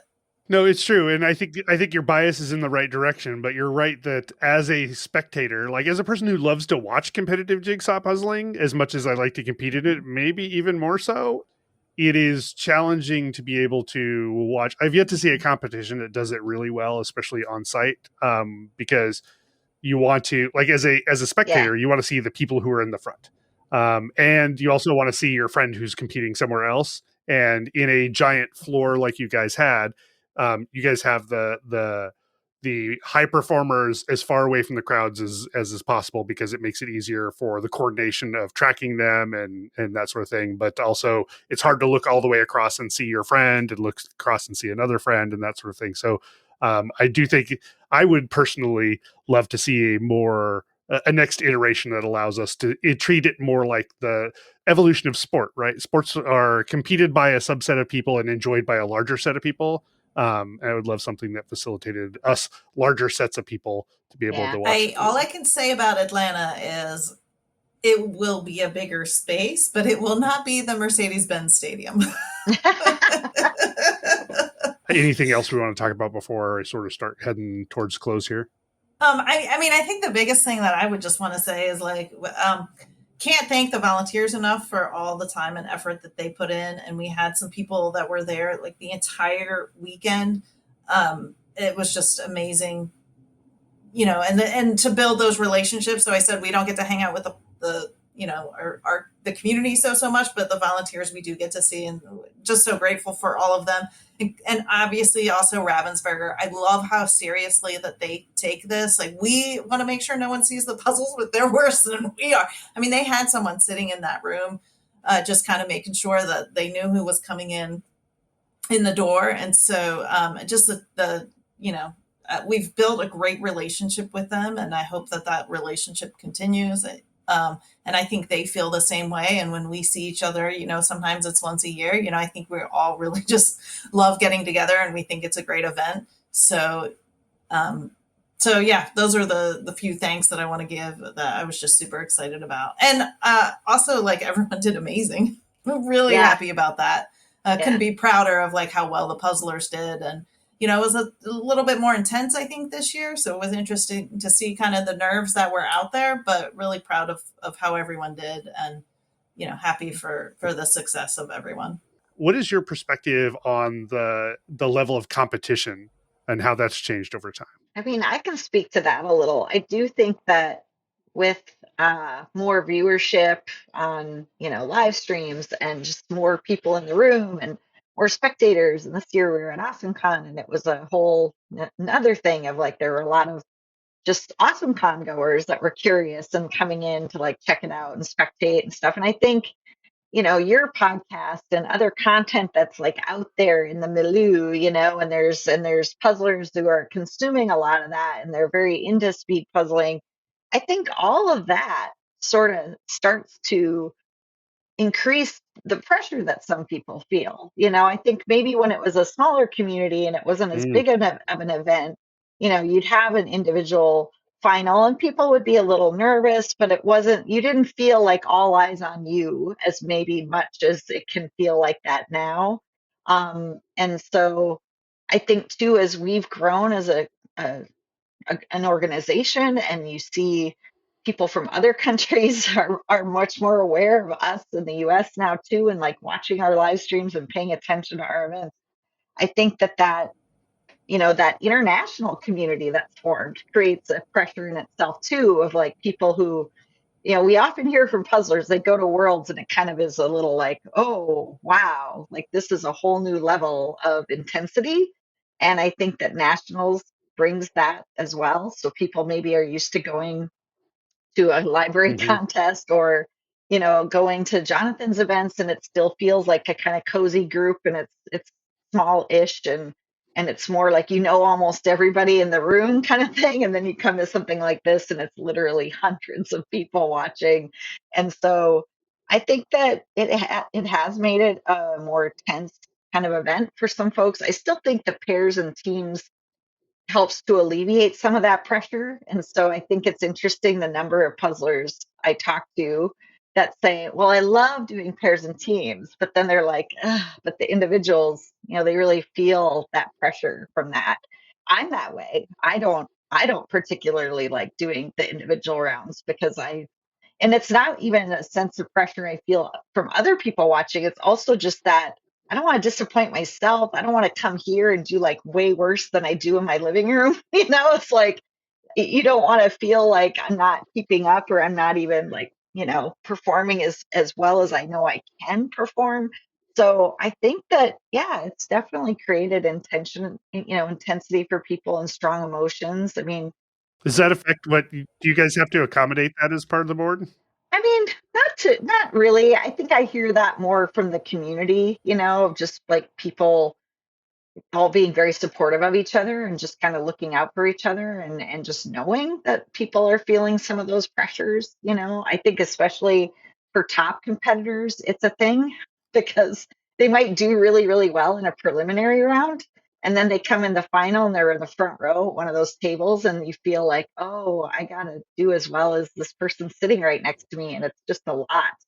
So I think that's where we see it more is like, from those conversations we have with people and stuff. I think people handle it wonderfully, and they're all so kind and they are so compassionate and so supportive of each other, which is just beautiful. Like I get teared up when I watch the live stream now, even like going back and reviewing some things and seeing like, people just hugging immediately. It's like that first person finishes. And I always think this is so funny. They finish and they're just sort of awkwardly like, I want to hug my friends, but they're all still puzzling. And so they're just sort of standing there like, who do I talk? And, luckily you have like Faith and Becca and volunteers that are coming over and high-fiving and saying, giving them a hug and congratulations.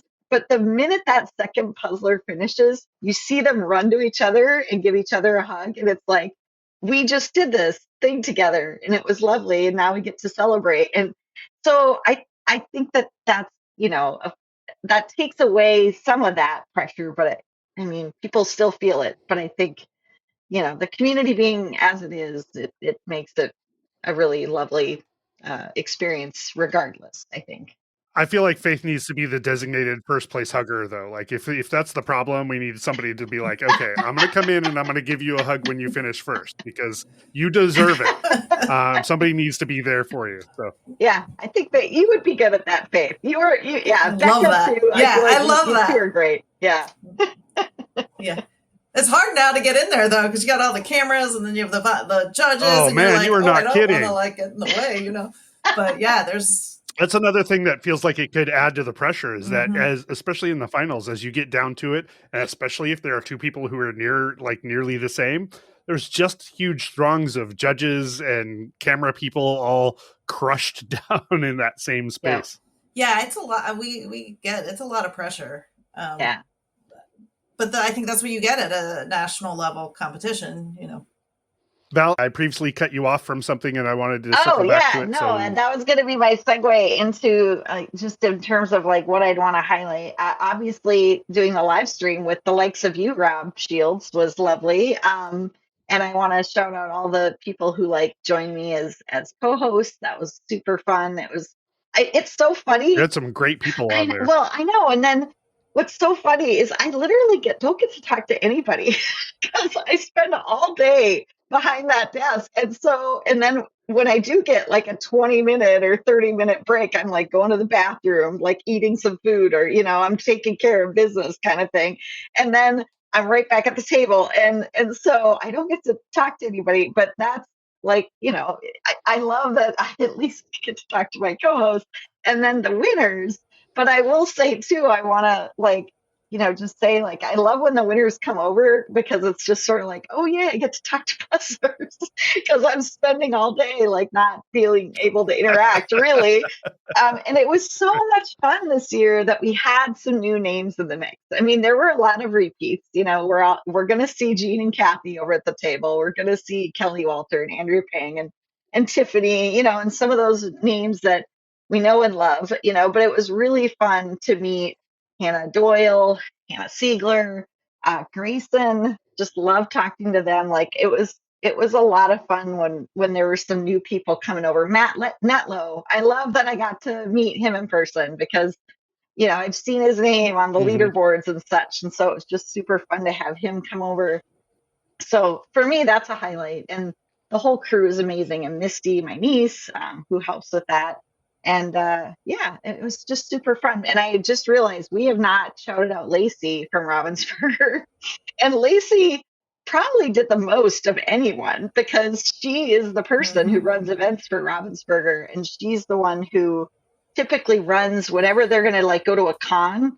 She is the point person that is working with the convention center and has that knowledge. And the other thing that I'll just say is she has taught us so much. So going into 2026, where now we're going to be working with a convention center, she's amazing. She's just constantly giving us pointers and advice. And make sure you ask about this. And like, they never are going to start, negotiate, so she's really good at helping us with that stuff too. It's like everybody at That's awesome. Ravensburger is just so nice. I know we probably are just sickening, like we're talking about this major, multinational giant corporation, but really the people there that we work with are just so lovely, and they're so supportive, and they give us advice on everything, and they meet with us all the time, and yeah, answer our questions, and they're just really, really awesome. And Thomas being there, the president of Ravensburger North America, spending the whole weekend, and just talking to puzzlers and hanging out. It was just so much fun. Yeah, we just had a blast. Can't wait for 2026. So speaking of 2026, we know we're in Atlanta. Anything else you can tell us about the dates, the location, anything about what people should expect for 2026? I think we can say spring. Yeah. Hopefully we'll announce in a month or so the exact date. It's downtown Atlanta, and so we were just trying to be cognizant of access. So you can take public transportation from the airport to nearby, like maybe hopefully just half a block away. What's nice about that is obviously we'll get hotel blocks, but there are a bazillion hotels. We have the amazing aquarium, we have a civil rights museum, we have the Coke Museum, we have I don't know what, like the College Football Hall of Fame, all kind of within a couple of blocks there. So, the touristy area. But we were excited about, making it easy. Like we wanted it to be easy for people to come into. The other thing, what I love about Atlanta is the airport, right? It's a hub. So we're hoping that it's going to be easy for people to get in and out, and also give people from the Southeast the opportunity to drive. I know we did DC, which is the East Coast, but we haven't done the Southeast, and we haven't done a lot of places, obviously, but I'm super excited to have it here. And actually, that's the one nice time of year, like one time of year where it's actually really nice in Atlanta. Hopefully it won't be really hot just yet. Not that we go outside ever. I don't think any of the puzzlers do. But if you go with your family. And then in terms of the event, we couldn't be more excited. We all come to our meetings with like 1,000 different ideas. And, I've seen this space, a couple of times. I could just get so excited, and Val knows, I'm like, oh, we can do this and we can do this and we can do that. So, expect new fun things and old comforting things as well. We just can't wait to share with everybody, 2026. Yeah. When's registration likely to open for that? So that's a very good question. We know that we're going to announce the venue soon, right? Or the date soon. We might wait on registration. I'd say maybe 6 months before, and that's so we can do some pre-planning and get some things set before we submit that, and then we might wait and put the volunteer call out after we figure out what heats people are in.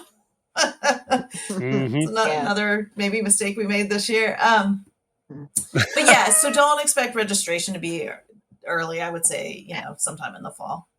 And registration will open to JPA members first, I imagine. Yep. Yes. I was just going to comment on that. I was going to say, I think if anybody's listening to this and they're not a member and they really want to do it in 2026, to definitely become a member, because we'll do early bird registration for those folks. And this time we pretty much filled up with just members. I think the only category that had space in it when we opened it for the general public was the teams. I think the pairs and individuals were already full, so definitely helps. It's a member benefit. That's a big member benefit. But yeah, I would say if folks are interested in doing it, definitely join up. And then beyond Atlanta, perhaps you're not even thinking about this at all, but is there anything you can share about your kind of expectations as to how the event might move around the country? Because it seems like that's a goal here. How are you thinking about post-Atlanta events? I'm definitely thinking about it. In my head, I have the next 3 or 4 cities planned. We want to be fair. I think we know where a lot of our members are. And so ideally we do move around the country, and we try and do that, as best we can. It's also nice to have like feet on the ground, obviously. We couldn't do it without kind of local volunteers as well. So that would play into it. But we've already had emails since nationals from different groups that are, kind of like, we're in this city. So don't forget that we're here to help. And we're rolling out the state orgs, which I think that will play a role, honestly, in, where we do it in the future, because we're going to need their help. So Faith is right in that the states will probably become a big part of that planning and to help facilitate it moving around from state to state. What a great infrastructure that will be, both for individuals who are looking to compete and having something nearby, like in terms of a state level organization that they can plug into, and also for you guys to leverage in terms of moving around. I have to say, I'm already hearing rumors about what post-Atlanta cities there might be. And I'm like, how does anybody even have any idea? Because I suspect you guys don't know yet. We don't know.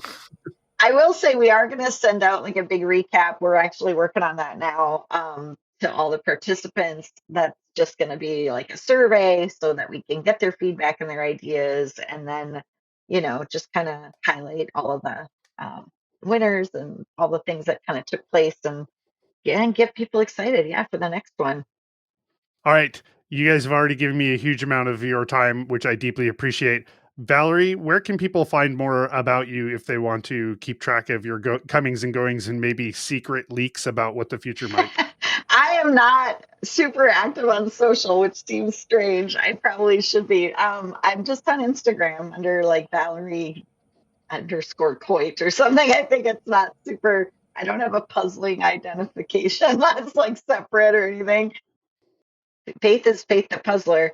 Yeah, but I'm the second least savvy. So you were the wrong people to have on here. I do have Faith the Puzzler on Instagram, but I just repost what other people post when I'm there.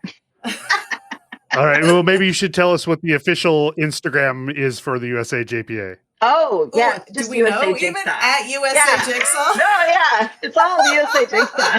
That's actually what we should be promoting.